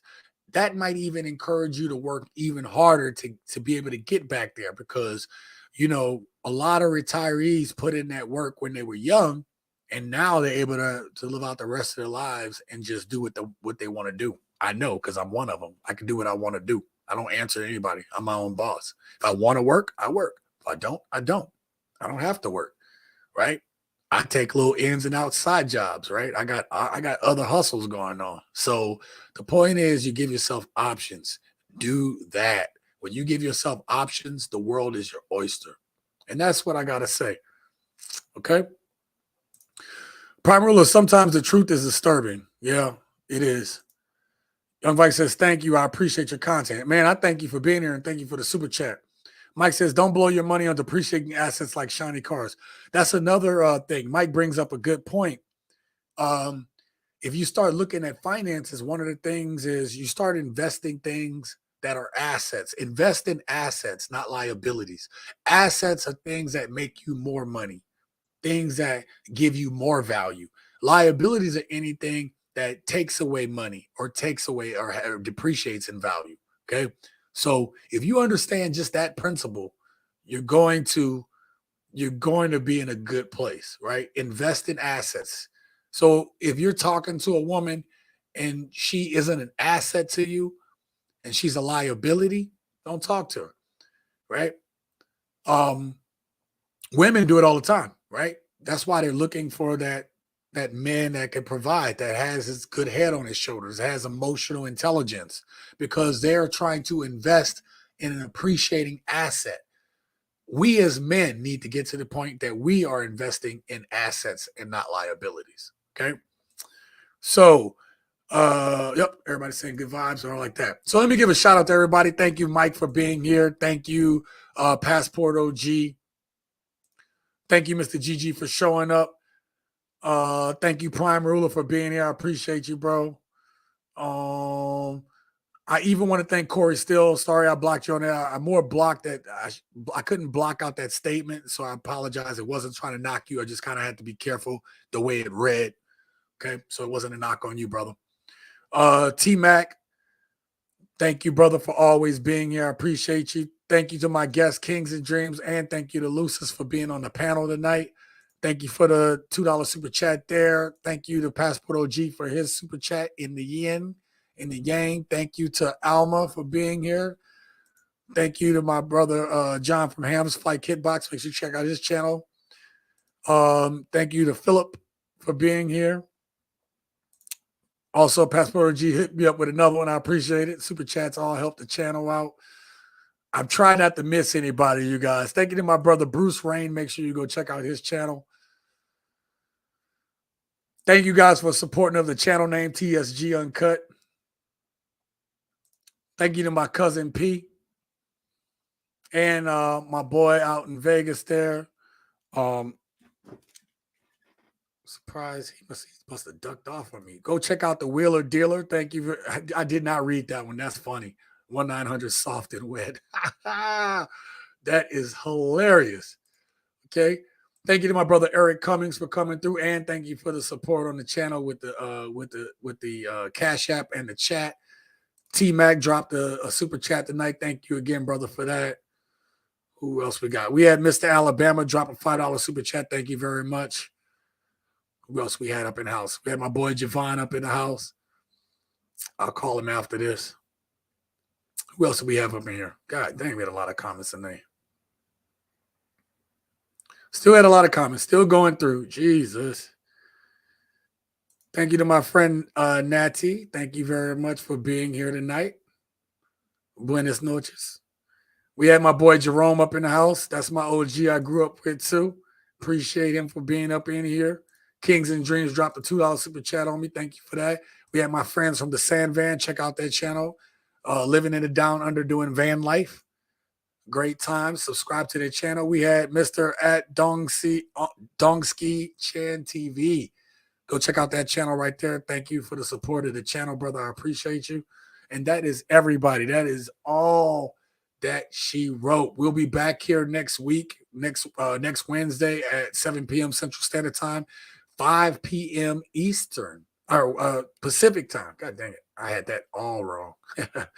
And thank you guys all for being here. And until next time, live your best life.